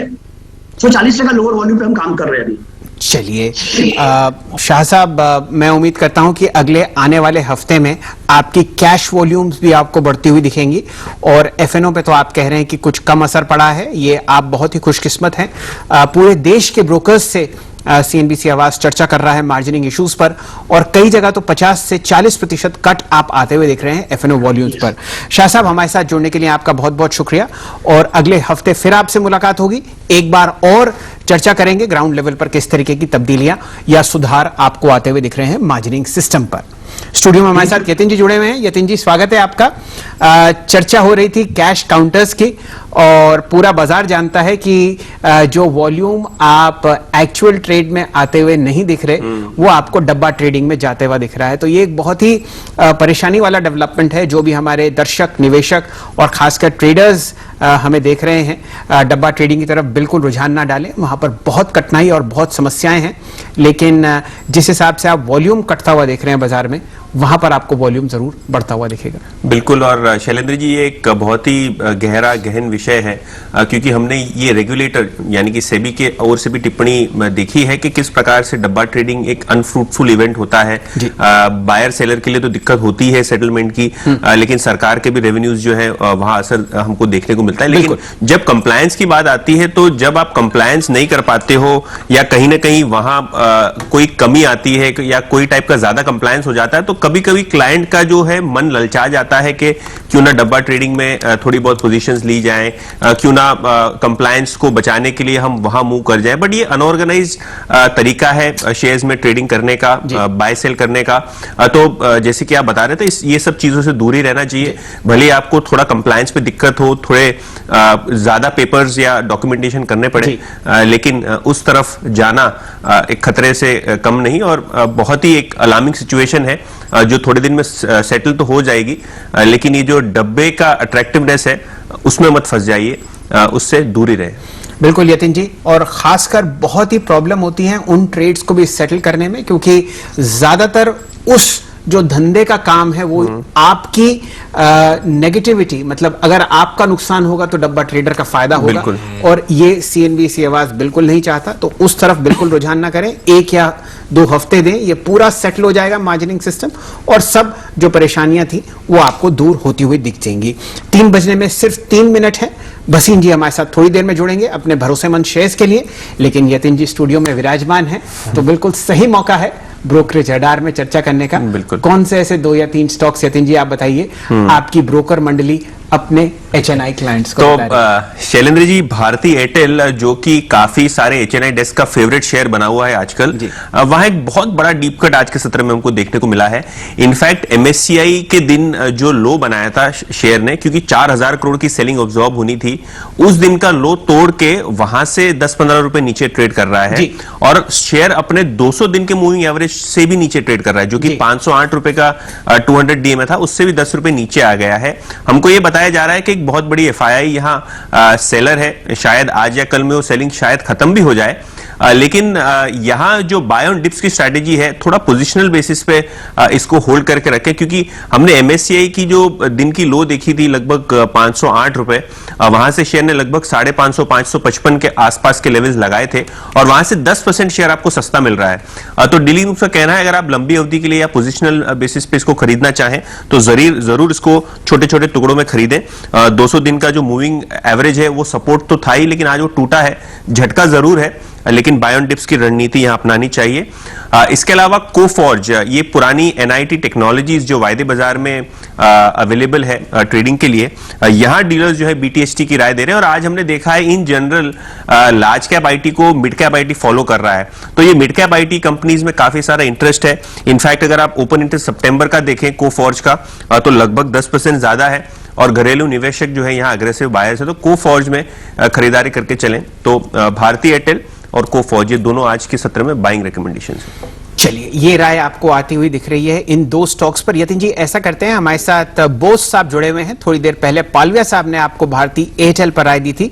रजत जी, आपके हिसाब से बताइए कौन सा बाय जोन आपको आता हुआ दिख रहा है भारती एयरटेल पर, और फिर चर्चा करेंगे कोफॉर्ज की श्रीकांत चौहान साहब से। देखिए सैल जी, भारती एयरटेल एक इन्वर्टेड सॉसर पैटर्न दिखा के कई महीनों से ये डिस्ट्रीब्यूशन दिखा रहा था। और वो डिस्ट्रीब्यूशन में कभी कभी क्या होता था कि वो कुछ दिनों पहले जैसे देखे कि 200 डे मूविंग एवरेज के आसपास ये पहुंचा था, वो पहुंचने के बाद में एक 10% का रैली दिया, वो रैली सस्टेन नहीं हो पाया। क्यों? कि ये इन्वर्टेड सॉसर जो बनता है ये कई महीनों से बनता है, ये सिर्फ 4-5 दिन का रैली से खत्म नहीं होता है। तो ये अभी 500 के नीचे चल रहा है। मुझको लगता है कि ये 480 का लेवल अगर तोड़ देगा तो ये 460 से 455 के आसपास जाके ये रुक सकता है। उसके पहले यहाँ पे खरीदारी करने का मुझको एटलीस्ट कोई इंटरेस्ट नहीं है। इस बीच अगर आप देखें जो वो हमने पुट ली थी अपोलो टायर्स की, वो क्या गजब मूव देखी गई। 18 रुपए से अभी 21 रुपए होके आई है पुट। और कुछ पुट ऑप्शंस को लेंगे क्योंकि मार्केट डे लो पर है, लेकिन यतिन के पास चलते हैं और यतिन से कुछ और स्टॉक्स को समझने की कोशिश करते हैं जहां पे डीलर्स इस वक्त काफी अच्छे मूव एक्सपेक्ट कर रहे हैं। यतिन, कोई और खास स्टॉक मिड कैप में? यतिन, आईटी और फार्मा आज के जो मूव्स आ रहे हैं मार्केट में, दोनों ही काउंटर्स और दोनों ही सेक्टर्स काफी एक्टिव हैं। मिड कैप में सन फार्मा एडवांस यानी कि स्पार्क पे खरीदारी की राय है। यहां 10 से 15% की शॉर्ट टर्म तेजी जो है डीलर्स को नजर आ रही है। लगभग 3 से 4% की बढ़त हमने इंट्राडे में देखी। काफी अच्छे वॉल्यूम्स हैं, इनफैक्ट 30 से 40% ज्यादा वॉल्यूम है एक महीने के एवरेज से सन फार्मा एडवांस में। और अगर आप स्पार्क की बात करें तो इनके काफी सारे नए प्रोडक्ट्स जो है यूएस मार्केट में लॉन्च होने के लिए तैयार हो रहे हैं। काफी सारे प्रोडक्ट्स हैं जिनका मार्केट साइज लगभग $500 मिलियन के ऊपर है, यानी 3-3.5 हजार करोड़ रुपए के पोटेंशियल प्रोडक्ट्स जो हैं जिनकी मार्केट साइज इतनी बड़ी होती है, वहां नए लॉन्चेस देखेंगे। तो यहां जो है डीलिंग रूम सुझा रहे हैं कि यहां खरीदारी करें, 10 से 15% का आपको शॉर्ट टर्म में मुनाफा यहां देखने को मिलेगा। चलिए, फिलहाल 182 रुपए के आसपास स्पार्क आपको ट्रेड करता हुआ दिखेगा। और अगर दिन का उच्चतम लेवल देखें तो यहां पर मेरे ख्याल से 187, 188 मैंने प्राइस देखा था सुबह सुबह। जी हां, 189 रुपए के आसपास यहां पर उच्चतम लेवल आपको आता हुआ दिख रहा है। तो यहां पर एक आपको बाय कॉल आती हुई दिख रही है मिड कैप स्पेस में। चलिए, समय हो चुका है, 3 बज चुके हैं हमारे सामने। मेरे ख्याल से थोड़ी देर में भसीन साहब भी जुड़े चुके हैं। भसीन साहब, स्वागत है आपका। फिलहाल बताइए किस हिसाब से आप बाजार को देख रहे हैं। आपने कहा ही था कि ये जो हफ्ता है वो वीकनेस का रहेगा और अब निफ्टी 24 अंक नीचे, बैंक निफ्टी में आप 176 अंक का कट आते हुए देख रहे हैं। बताइए क्या स्ट्रैटेजी है बचे हुए आधे घंटे के लिए और कल के लिए आप क्या एडवाइस कर रहे हैं? तो देखिए शैल जी, आपको कहा था वॉलेटिलिटी है अगले 10 दिन के लिए। यहाँ से मैं आपको दावा दिलाता हूँ 10 दिन के बाद ये मार्केट बहुत ही स्ट्रांग अप ट्रेंड में वापस हो जाएगी। और आज जो फियर है it's not to global, it is more to do with the China rumour mongering और सो ऑन। और rightly so there is pressure on the broader market. IT is an outperformer, लेकिन मैं आपको फिर कहा है ये 10 दिन आपको अक्यूमुलेट करना है क्योंकि यही फॉल के लिए आप वेट कर रहे थे। तो this is the time to accumulate good stocks and I am very sure 2nd to 3rd week of September you will be again rocking. तो इस समय मेरे पे 2 बाय और 1 सेल है और वो भी क्वालिटी बायज है कंजम्पशन की, और 1 सेल है। तो आप कहे तो मैं शुरू करूं। एक और अपडेट दे दूं शैल जी, मैंने कल आपको जीसीपी गोदरेज कंज्यूमर दिलाया था 53 में, वो मैंने बुक करा दिया 675। आईटीसी दिलाया था वो बुक करा दिया 192 में, और आईसीआईसीआई बैंक वो भी आज 381-85 बिका है, तो वो भी शॉर्ट टर्म ट्रेडर ने बुक कर दिया। अब 2 बाय 1 सेल है सर, आप कहे तो मैं शुरू करूं। जी हाँ बिल्कुल सर, शुरू करते हैं। 2 बाय और 1 सेल। बताइए सर, कॉम्बो क्या है आपका आज? तो पहला बाय है सर, क्वालिटी सबसे अच्छा जो कंजम्पशन प्ले डाबर है जिसके रिजल्ट बहुत अच्छे थे। 87 रुपीज का भाव है, 8150 का स्टॉप लॉस रखिए, 515 to 520 का टारगेट है इन द नेक्स्ट 1 मंथ। दूसरा बाय अगेन मेरा फेवरेट शेयर मैकडॉवेल जो अंडर परफॉर्म कर रहा है, 550 का भाव है, 543 का स्टॉप लॉस रखिए, इसका भाव 600 to 610। और सेल में है सर इंफ्राटेल, 215 से 217 में बेचिए, 221 का स्टॉप लॉस, 204 का टारगेट। ओके, याद रखिए भारतीय इंफ्राटेल सेल है और यूनाइटेड स्पिरिट्स बाय है। बसीर साहब को याद रखिए, कुछ अच्छे स्टॉक्स में जहां पर डिप आया है उसको आपको यूज करना है डिप्स को लेने के लिए। तो सेल है भारतीय इंफ्राटेल विद पॉसिबल टारगेट आपकी स्क्रीन पर आप देखिए मेंशन है, और भसीन साहब ने अगर आप देखें 2 बाय दिए है। यूनाइटेड स्पिरिट्स 620 का टारगेट है, दूसरा इनका बाय कॉल लेके आइए करीब 543 के स्टॉप लॉस के साथ। और डाबर एफएमसीजी में अगर आप देखें कंजम्पशन पे सर फोकस कर रहे हैं लॉन्ग साइड पे। सर बहुत बहुत शुक्रिया आपका इस पूरी बातचीत में शामिल होने के लिए। और Dabur long, United Spirits long और सेल है इसके अगेंस्ट अगेंस्ट अगर आप देखें भारतीय इन्फ्राटेल मार्केट बहुत तेजी से सिंक होता हुआ और अब मॉर्निंग लोज को निफ्टी ने वॉलिड कर दिया है और 11,315 आई थिंक जो कहीं ना कहीं जो सीमा पर विवाद चल रहा है उस बीच अगर आप देखें बहुत सारे लॉन्ग ट्रेडर्स जो हैं वो सुबह जो लॉन्ग करके गए थे वो अपने लॉन्ग्स को यहां पर स्क्वायर ऑफ करके जा रहे हैं, तो इसीलिए आखिरी के आधे पौन घंटे में अगर आप देखें वो प्रेशर और बढ़ता हुआ। अच्छा श्रीकांत, कुछ ट्रेड्स अगर आपके पास हो शॉर्ट साइड पे और या फिर लॉन्ग साइड पे, स्पेशली शॉर्ट साइड पे अगर कुछ हैच करके रखना हो, इनफैक्ट शैल जी मेरे ख्याल से कुछ बात ऐड करना चाहते हैं मेरा आई थिंक इस स्टेटमेंट में। शैल जी एनीथिंग? जी थोड़ी देर के लिए हम लोगों ने भसीन साहब को रोक रखा है, लेकिन आप जो शॉर्ट साइड की ट्रेड की बात करना चाह रहे हैं वापस हिंडाल्को पर एक बार ध्यान देते हैं। कुछ समय पहले यहां पर आपको एक सेल कॉल आती हुई दिखी थी श्रीकांत जी की तरफ से, 184 प्राइस था, अब वो घटकर 180 आता हुआ, तो काफी सेलिंग प्रेशर आपको वहां पर आता हुआ दिख रहा है। और अगर आप हमारे दो अर्थवर्म्स की तरफ ध्यान डालें तब आपको हरा वाला जो अर्थवर्म है वो नीचे की तरफ जाता हुआ दिखेगा और लाल वाला अर्थवर्म ऊपर की तरफ, तो बाजार में सेलिंग प्रेशर फिलहाल आपको बढ़ता हुआ दिख रहा है। 1572 स्टॉक्स ऐसे जो लाल निशान में हैं और सिर्फ 700 ऐसे जहां पर आपको हरा निशान आता हुआ दिख रहा है। श्रीकांत जी आपकी बारी।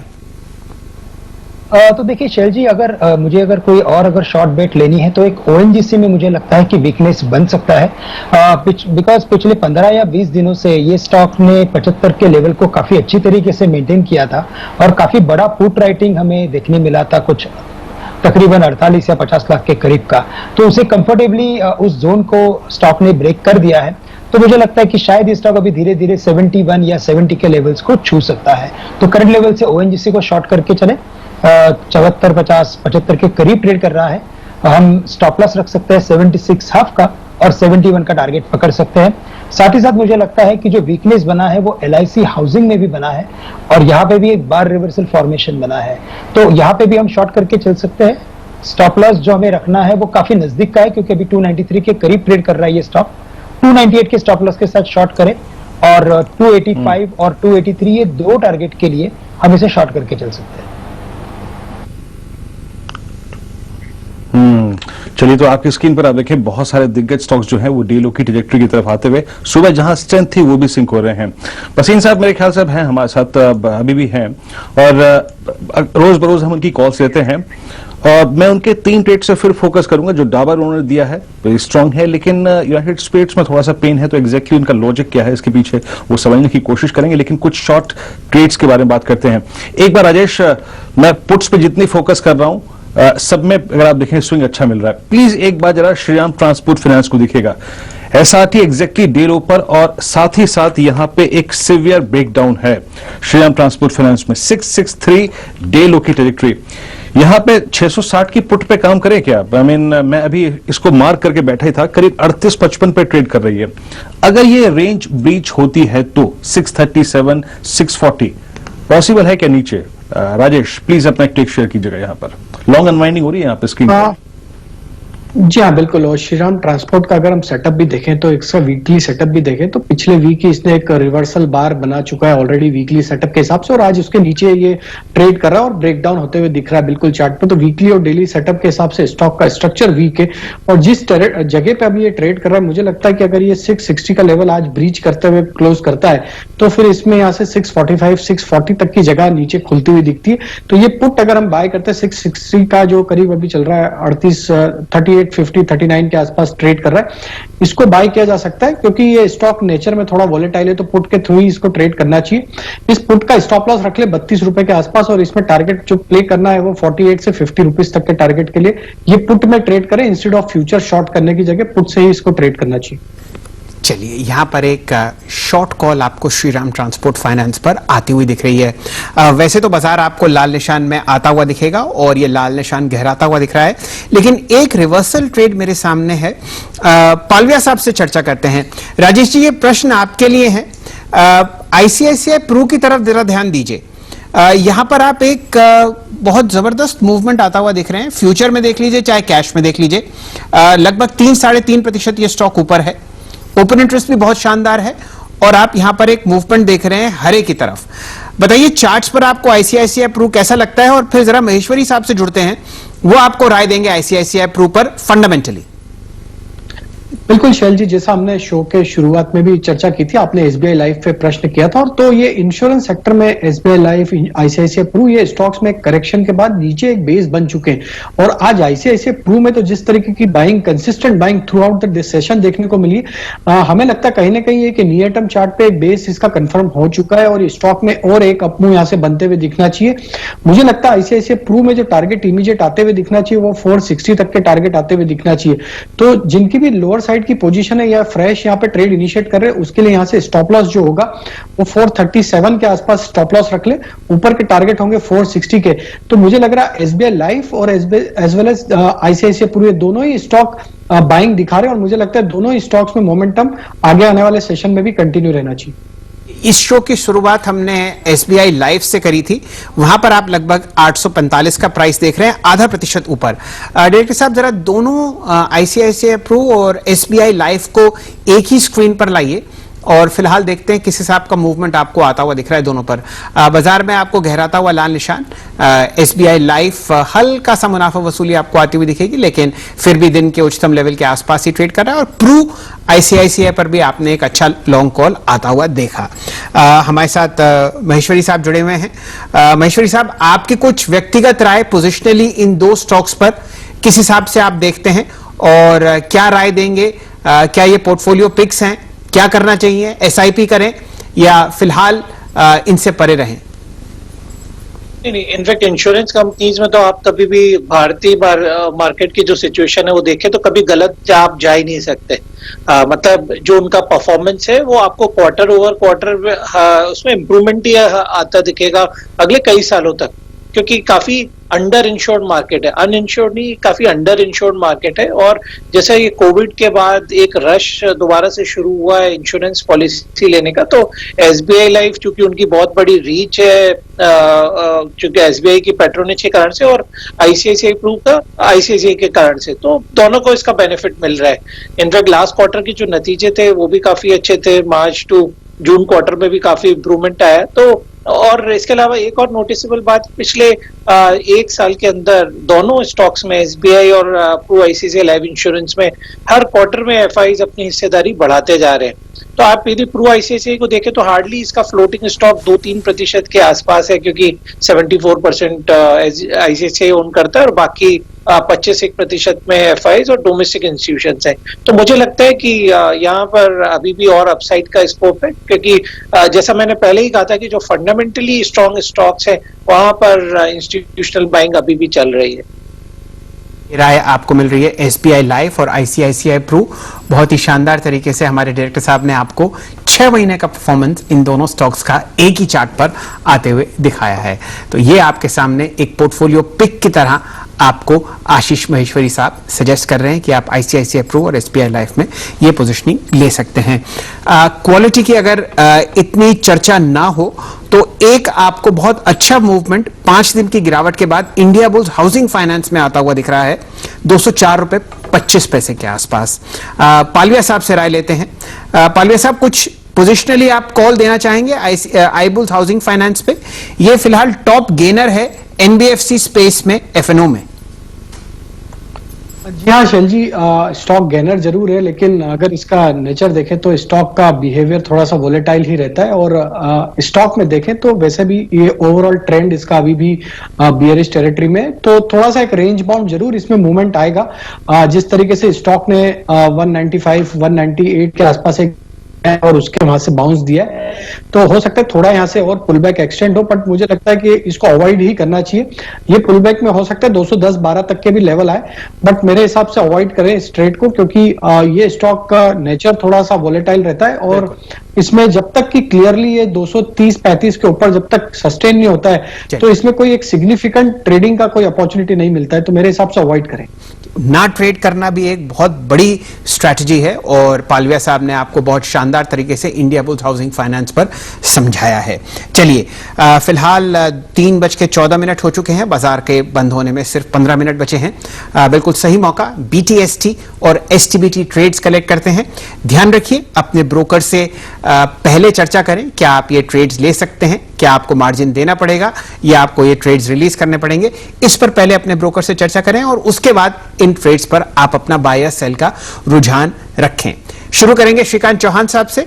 श्रीकांत जी बताइए, कौन सा एक ऐसा ट्रेड जो आप घर ले जाना चाहते हैं, शॉर्ट साइड पर या लॉन्ग साइड पर? फिलहाल आपके सामने 30 पॉइंट का कट आ रहा है निफ्टी पर और 172 पॉइंट का कट आपको निफ्टी बैंक पर आता हुआ दिख रहा है 22,775 पर।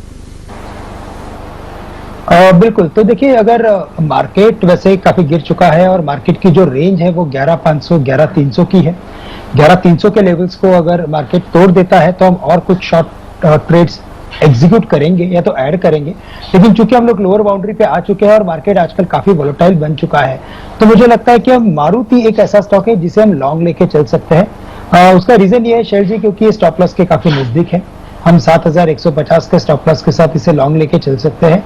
7,230 के करीब ट्रेड कर रहा है और चूंकि लास्ट 2-3 दिनों से इसमें काफी अच्छा कंसोलिडेशन बना है, मुझे लगता है शायद ये स्टॉक 7,500 के लिए प्रिपेयर हो रहा है। तो करंट लेवल से मारुति को लॉन्ग करके चलेंगे 7,150 के स्टॉप लॉस के साथ। ओके, कोई मारुति पे ऑप्शन है? आई मीन ऑप्शंस पे काफी अच्छा खासा प्ले होता है यहाँ पे। याद रखिएगा मारुति इस रेंज की हाईएस्ट ट्रेजेक्टरी में क्लोज होगा अगर ये 7240 पे क्लोज हो जाता है तो। और क्योंकि मार्केट में थोड़ा सा रिस्क है ऑन द डाउन साइड, अगर हम अपसाइड को खेल रहे हैं तो किसी ऑप्शन में कन्वर्ट करना हो श्रीकांत तो कैसे करें और कौन सी स्ट्राइक चुनेंगे? क्योंकि आप अभी भी सीरीज के बहुत ही, अगर आप देखें, इनिशियल पीरियड में है। तो देखिए यहाँ पे अगर 7,500 के टारगेट्स काफी क्लियरली विजिबल है तो मुझे लगता है कि 7,400 के कॉल हम लेके चल सकते हैं, जो 143 के करीब ट्रेड कर रहे हैं। और 143 के करीब अगर ये ट्रेड कर रहा है तो हम इसमें स्टॉप लॉस कुछ 70-75 रुपीज का रख सकते हैं। और टारगेट्स अगर पकड़ लीजिए कि अगर 1 या 2 दिन में अगर ये स्टॉक अगर 7,500 के रेंज के काफी नजदीक अगर आ जाता है तो हम शायद इस पर्टिकुलर कॉल को 300, 350 के करीब भी देख सकते हैं। तो 7,400 के कॉल को लॉन्ग करके चले। 144 के करीब है, 75 रुपए का स्टॉप लॉस। मारुति के इस बिहेवियर ने ये तो तय कर दिया कि कुछ न हो, लेकिन बजरंग बली का अगर आप देखें पूरा का पूरा हाथ जो है ना वो मारुति पे बना हुआ होता है 7239 की ट्रैजेक्टरी में। और देखिए रिकवरी भी आई, लेकिन बात है क्लोजिंग की। इस जोन में ये गया है लेकिन फिर यू टर्न ले लिया, लेकिन आज स्ट्रॉन्ग स्टेबल लग रहा है देखिए इस बाजार के सर्कमस्टेंसेस में भी। अच्छा, कुछ और ट्रेड्स को देखते हैं। देखिए कल मॉर्निंग में अगर हम 11,300 को वॉलेट करते हैं या फिर ग्लोबली अगर आप देखें सेंटीमेंट अच्छा नहीं होता है तो कुछ शॉर्टिंग के कैंडिडेट अपने जहन में रखिए। एक बार श्रीकांत जरा आरबीएल बैंक पे अपना टेक दीजिएगा। इसने पूरा दमखम दिखाया लेकिन ये पूरी 210 215 की ट्रैजेक्टरी पार नहीं हुई और फाइनली अब ये अपने सारे एवरेजेस को तोड़ के नीचे आ चुका है। फाइनली इस प्राइस में 180 पर 179.55 पे इसने आखिरी एवरेज, ड्यू एवरेज जो था 50 डे में, उसको भी लूज कर दिया है। कैसे अप्रोच करेंगे और कोई बीटीएसटी ट्रेड या फिर एसटीबीटी ट्रेड लेना चाहेंगे आप इस स्पेस में से? बिल्कुल, इनफैक्ट वीरेंद्र जी आपने बहुत ही सही स्टॉक को पकड़ा है, क्योंकि इसमें एक जो ब्रेकआउट बना था, बुलिश ब्रेकआउट, उसमें ब्रेकडाउन आया है और उसने वैलिडेट नहीं किया है ब्रेकआउट को, उसके बाद एक गिरावट बनी है। तो करंट लेवल से मुझे लगता है कि 100 के लेवल्स को इसने क्रॉस कर दिया है, तो करंट लेवल से ही शॉर्ट करके चले। हम यहाँ पे जो स्टॉप लॉस रखेंगे वो 2 या 3 रुपए का ऊपर का स्टॉप लॉस रख सकते हैं, तो 183 का स्टॉप लॉस रखे और टारगेट्स हम रख सकते हैं तकरीबन 170 के, क्योंकि इसने सबसे ज्यादा वक्त 170 165 के रेंज में निकाला है। तो 170 के टारगेट के लिए हम करंट लेवल से बिल्कुल इसे शॉर्ट करके चल सकते हैं। चलिए, ये राय आपको मिल रही है आरबीएल बैंक पर और वीरेंद्र जी ने अपने शॉर्ट ट्रेड्स का पिटारा बहुत शानदार तरीके से खोला हुआ है। आपको 3 शॉर्ट ट्रेड्स मिले हैं 3 बजे के बाद से, उनमें से एक है Shriram transport finance, LIC housing finance और अब आरबीएल बैंक, जिस पर श्रीकांत चौहान साहब ने भी मोहर लगाई है। 3:18 हो चुके हैं। हमारे साथ राजेश पालविया साहब भी जुड़े हुए हैं। राजेश जी बताइए, कोई बीटीएसटी या एसटीबीटी कैंडिडेट आपके सामने? फिलहाल 3 शॉर्ट ट्रेड्स हम ट्रैक कर रहे हैं, Shriram transport finance, RBL bank और LIC हाउसिंग फाइनेंस। तो शैल जी, मैं 2 स्टॉक यहाँ पे रिकमेंड करना चाहूंगा, एक शॉर्ट साइड का रहेगा और एक लॉन्ग साइड का रहेगा। तो शॉर्ट साइड में मुझे जो फ्रेश वीकनेस आती हुई दिख रही वो है अमरा राजा बैटरी में। ये स्टॉक में अगर देखें तो पिछले 4-5 सेशन से एक हायर साइड पे कंटिन्यूस एक सप्लाई बना हुआ है। आज जिस तरीके से स्टॉक ने वीकनेस दिखाई है, मुझे लगता है कि इसमें कल के सेशन में ओपनिंग में हमें, और अगर मार्केट 11,300 के नीचे फिसलता है तो ये स्टॉक में एक और यहाँ से फ्रेश सेलिंग देखने को मिलेगी, जो कि इसको 700 का इमीडिएट टारगेट मुझे लगता है 700 और 690 ये 2 टारगेट के लिए अमरा राजा बैटरी को शॉर्ट किया जा सकता है। तो फ्यूचर में इसके स्टॉप लॉस होंगे करंट लेवल से 728 के आसपास, टारगेट होंगे 700 और 695 तक के। जो स्टॉक मुझे लॉन्ग साइड के लिए यहां से अट्रैक्टिव लग रहा है और अगर देखें तो वो स्टॉक है पीडीलाइट। तो पीडीलाइट का अगर हम सेटअप देखें तो स्टॉक में पिछले 3-4 दिन से एक नैरो रेंज में स्टॉक ने एक मूवमेंट दिया है और जिस तरीके से इसका सेटअप है ये स्टॉक में लगता है कहीं ना कहीं ये स्टॉक एक अपमूव के लिए तैयार है और मुझे लगता है कि ये स्टॉक को यहां से बीटीएसटी के ट्रेड के हिसाब से लेके जाना चाहिए। 1447 के आसपास अभी ये ट्रेड कर रहा है। इसमें स्टॉप लॉस जो रखना है हमें 1430 के आसपास स्टॉप लॉस रखना है। मुझे लगता है कि आज भी इसमें एक पुल बैक एक्शन जरूर बना था लेकिन मार्केट हायर साइड से फिसलता हुआ रहा तो ये स्टॉक थोड़ा सा करेक्ट हुआ ऊपर से। मुझे लगता है कि इसमें वापस कल के सेशन में वापस बाइंग एक्शन देखने को मिलना चाहिए जो कि इसको 1470-1480 के जोन में लेके जाएगी। तो 1430 के स्टॉप लॉस से पीडीलाइट बाय करने की सलाह रहेगी। ये एक लॉन्ग साइड पर आपने 1485 का हाईएस्ट लेवल पीडीलाइट पे आता हुआ दिखा है और आपको पालविया साहब राय दे रहे हैं कि जो मूवमेंट उनको दिखा है वो आपको शायद रेप्लिकेट होता हुआ दिखे वेडनेसडे के ट्रेड के लिए। फिलहाल लगभग 11 लाख शेयर आपको ट्रेड होते हुए दिखे हैं पीडीलाइट पे। 5 दिन का एवरेज है लगभग 8 लाख शेयर। तो कम से कम वॉल्यूम और प्राइस एक्शन दोनों लॉन्ग साइड पर आपको पीडीलाइट फ्यूचर्स पर आते हुए दिखेंगे। हमारे साथ फिलहाल रजत बोस साहब भी जुड़े हुए हैं। रजत जी, आप कोई शॉर्ट या लॉन्ग ट्रेड कल के लिए सजेस्ट करेंगे? 2109 रुपया है रिलायंस, इसमें आप 2125 के ऊपर में स्टॉप लगाइए और 2081, 2090, 2081 ये टारगेट मान के एसटीबीटी कर लीजिए। एक शॉर्ट कॉल आपको आरआईएल पर आता हुआ दिख रहा है 1.25% फिलहाल ऊपर ये ट्रेड करता हुआ दिख रहा है 2106 के आसपास। वापस जुड़ते हैं हमारे साथ श्रीकांत चौहान साहब जुड़े हुए हैं। श्रीकांत जी, आप कोई स्टॉक पर नजर डालना चाहते हैं? चर्चा हो रही थी हेक्सावेयर की, दिन के उच्चतम लेवल 421 के आसपास मुझे ये ट्रेड करता हुआ दिख रहा है। कोई राय आप यहां पर देंगे कल के सत्र के लिए? से काफी अच्छा कवर किया था और इसके जो कंसोलिडेशन फॉर्मेशंस है वो क्लियरली इंडिकेट करता है कि ये स्टॉक और भी चल सकता है। तो जो भी लॉन्ग पोजीशन है इसे कंटिन्यू करें और मुझे लगता है ये और अपनी बढ़त बनाए रखेगा। साथ ही साथ मुझे लगता है कि अगर शॉर्ट करके चलना है तो करंट लेवल से एक यूनाइटेड फॉस्फोरस भी स्टॉक ऐसा है कि जिसे हम शॉर्ट करके चल सकते हैं। वैसे काफी हाईली वॉलेटाइल स्टॉक है। यहाँ पे हमें स्टॉप लॉस रखना है 493 रुपीज का और जो टारगेट्स रहेंगे वो रहेंगे तकरीबन 475 रुपए के। तो काफी अच्छा एक शॉर्ट कैंडिडेट बन सकता है यूनाइटेड फॉस्फोरस करंट लेवल से। ओके, यूनाइटेड फॉस्फोरस अगर आप देखें एक शॉर्टिंग का कैंडिडेट इनको अच्छा नजर आ रहा है।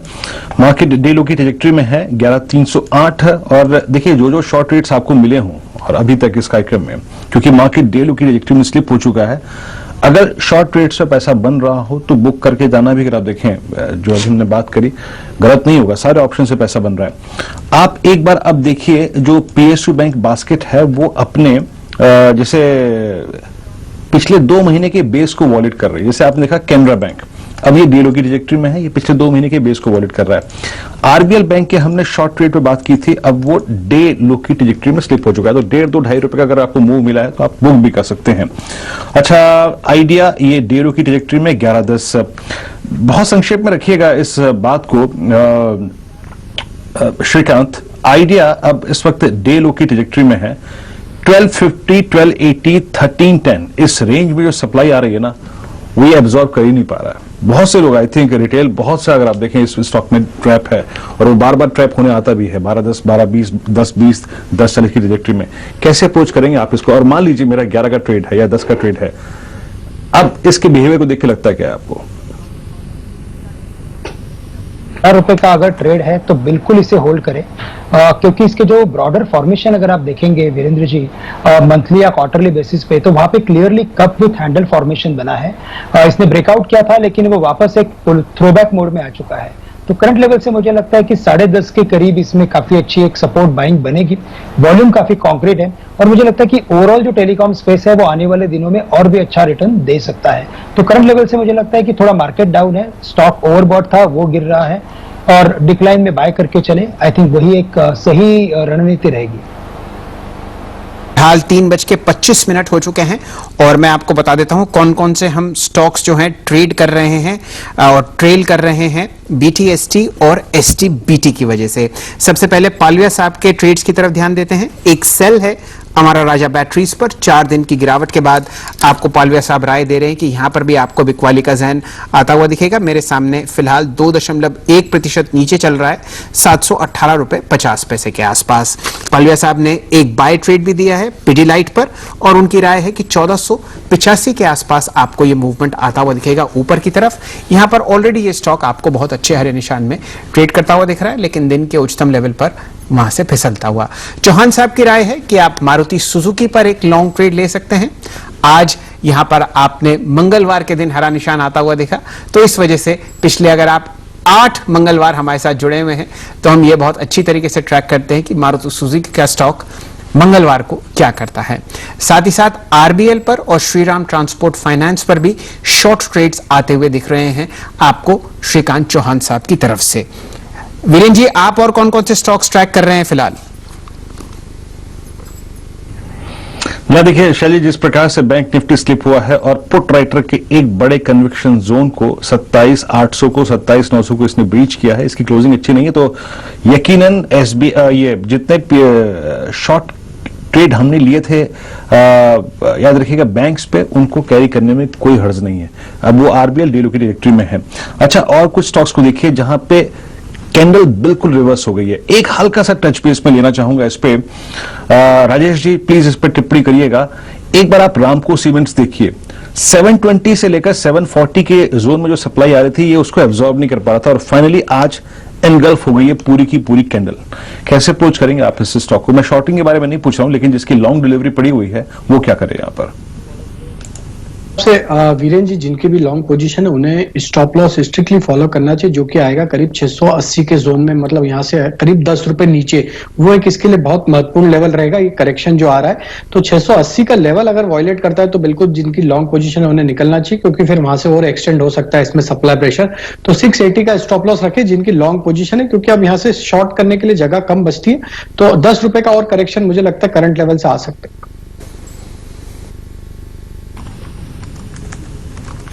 चलिए, ये राय आपको आती हुई दिख रही है रैमको सीमेंट्स पर। दिन के लोएस्ट लेवल पर मुझे बहुत सारे बैंक ट्रेड करते हुए दिख रहे हैं। डायरेक्टर साहब जरा फेडरल बैंक का चार्ट लेके आइए स्क्रीन पर।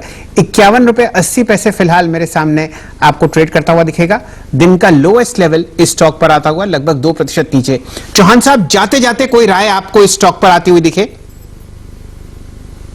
देखिए यहाँ पे इसके मल्टी बेस जो बने हैं वो बने हैं तकरीबन 51 के करीब के, और जैसे कि मार्केट में एक वीकनेस बना है तो मुझे लगता है कि जैसे ही अपने सपोर्ट को तोड़ेगा शॉर्टर्स हावी होंगे और ये स्टॉक वापस एक बार 47 या 46 के लेवल्स को छू सकता है। तो करंट लेवल से मुझे लगता है कि इसे भी शॉर्ट करके चले।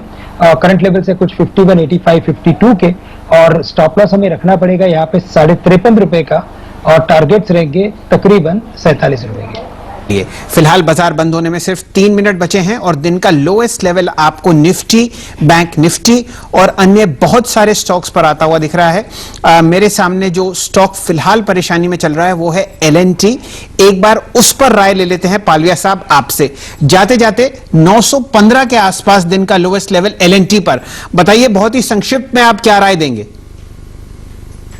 जी, अगर देखें तो ये बिल्कुल अब एक सपोर्ट के आसपास आ रहा है 900 के आसपास। तो मेरे ख्याल से अभी इसको ट्रेड तो नहीं इनिशिएट करना चाहिए। 900 के आसपास इसको रिव्यू करेंगे कल के सेशन में। अगर ये 900 नहीं तोड़ता है तो वहां से एक सपोर्ट बाइंग बनते हुए दिखना चाहिए, क्योंकि काफी महत्वपूर्ण लेवल है 900 इसके लिए।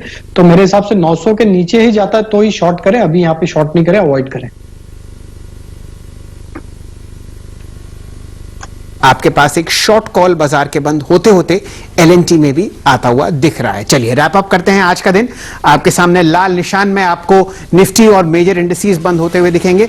लगभग 60 अंक नीचे दिन के लोएस्ट लेवल 11,300 के नीचे आपको निफ्टी आज मंगलवार के दिन बंद होता हुआ दिखेगा। और कहां बिकवाली आ रही है? 2%, 1.2% का कट आपको बैंक निफ्टी में आता हुआ दिख रहा है। ICICI बैंक के अलावा बाकी 11 बैंकिंग स्टॉक्स आपको लाल निशान में आते हुए दिख रहे हैं। खासकर RBL बैंक में कल के सत्र की तरफ ध्यान दीजिए, वहां पर वीरेंद्र जी आपने को एक बहुत शानदार शॉर्ट कॉल आता हुआ दिखा है। पूरा बाजार तो हरे निशान में नहीं है, ना ही लाल निशान में है, लेकिन आपको बिकवाली जरा ज्यादा आती हुई दिखेगी। टाटा मोटर्स पर शानदार 5% का कट आपको आता हुआ दिख रहा है, लेकिन वो ठीक है क्योंकि वहां पर आपने शानदार तेजी पिछले 2 हफ्ते में देखी।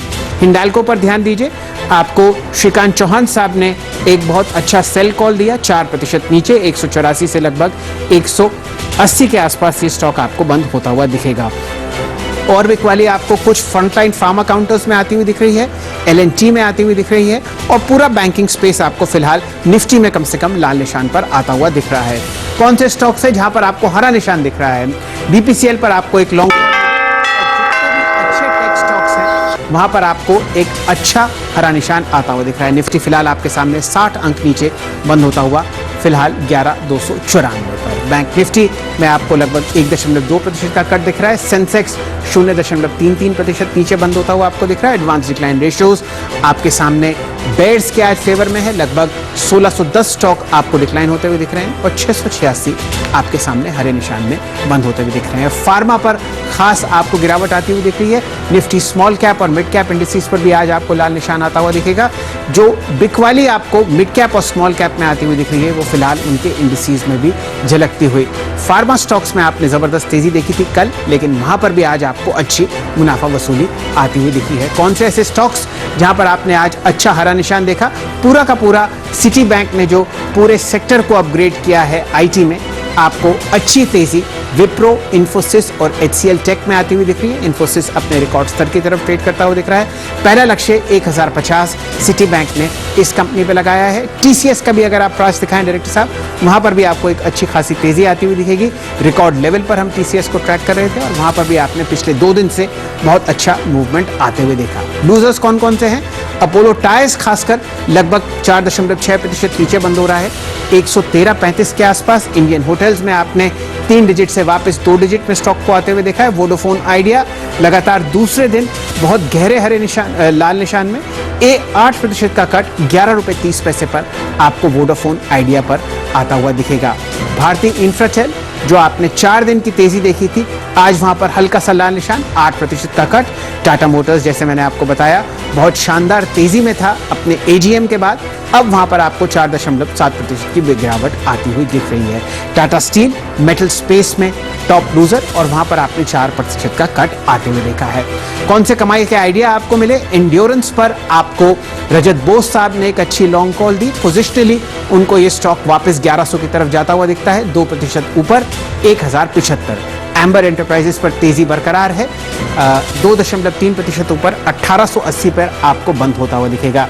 तेजी 5 डिजिट की तरफ बढ़ती हुई दिख रही है डिक्सन टेक्नोलॉजीज में, 9585 का ये प्राइस आपके सामने 7% ऊपर। और पोजिशनली आशीष महेश्वरी साहब को इंडिया मार्ट पर काफी विश्वास है, आपके सामने 4.5% ऊपर 3730 के आसपास आज बंद होता हुआ दिखा। PNB हाउसिंग फाइनेंस पर प्रकाश दीवान साहब की खासी नजर है, ये स्टॉक आपको आज 311 रुपए पर बंद होता हुआ दिख रहा है, 0.25% ऊपर। ICICI प्रू पर आपको बाय कॉल मिली पालविया साहब द्वारा, 4% की तेजी। हेक्सावेयर आज 412 पर आपके पास बंद होता हुआ दिख रहा है और जुबिलेंट फूडवर्क्स बहुत ही लंबे समय से एक लॉन्ग कॉल आपको 2274 पर बंद होता हुआ दिख रहा है। कमाई के कौन से आइडियाज थे? टाटा एलेक्सी रिकॉर्ड स्तर पर, सोनाटा सॉफ्टवेयर में आपको 318 का प्राइस दिख रहा है और इंटरग्लोब एविएशन सुबह 3% ऊपर था, F&O में टॉप गेनर और अब 1.8% के आसपास 1251 पर बंद होता हुआ दिख रहा है। TCS में 1% की आप तेजी देख रहे हैं, एक फ्रेश रिकॉर्ड फिलहाल आपके सामने TCS पर लगता हुआ और बाकी मेन इंडिसेस आपको लाल निशान में बंद होते हुए दिख रहे हैं। वीरेंद्र जी हमारे साथ जुड़े हुए हैं, वो आपको बताएंगे कि खासा मूवमेंट उन्होंने F&O में कहां देखा और फिर चर्चा होगी 2020 की। जी हाँ, अगर आप डेरिवेटिव्स में देखें आज जो पेन देखने को मिला और जहां पे काफी शॉर्टिंग है उसमें अगर आप देखें बैंक सबसे ऊपर रहे। एक ट्रेड हमने लिया RBL बैंक, इसमें आज सबसे ज्यादा शॉर्टिंग हुई है और इसके आई थिंक शॉर्टिंग के स्टैट्स को देखते हुए हमने वो ट्रेड लिया था। तो बैंक निफ्टी और RBL बैंक और एक अगर आप देखें ONGC, इन 3 चीज में एक है इंडेक्स, 2 है अंडरलाइन, इनमें काफी शॉर्टिंग हुई।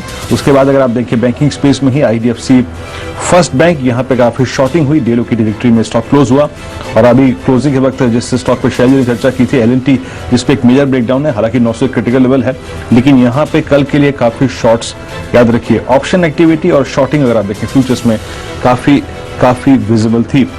और अगर आप देखें जिन स्टॉक्स में एक कैंडल रिवर्सल था जिसको हमने डिस्कस किया था, रामको सीमेंट्स 27 रुपए नीचे, फ्यूचर्स में अगर आप देखें करीब 0.4% की गिरावट और ये आज का 5वां सबसे बड़ा OI गेनर था।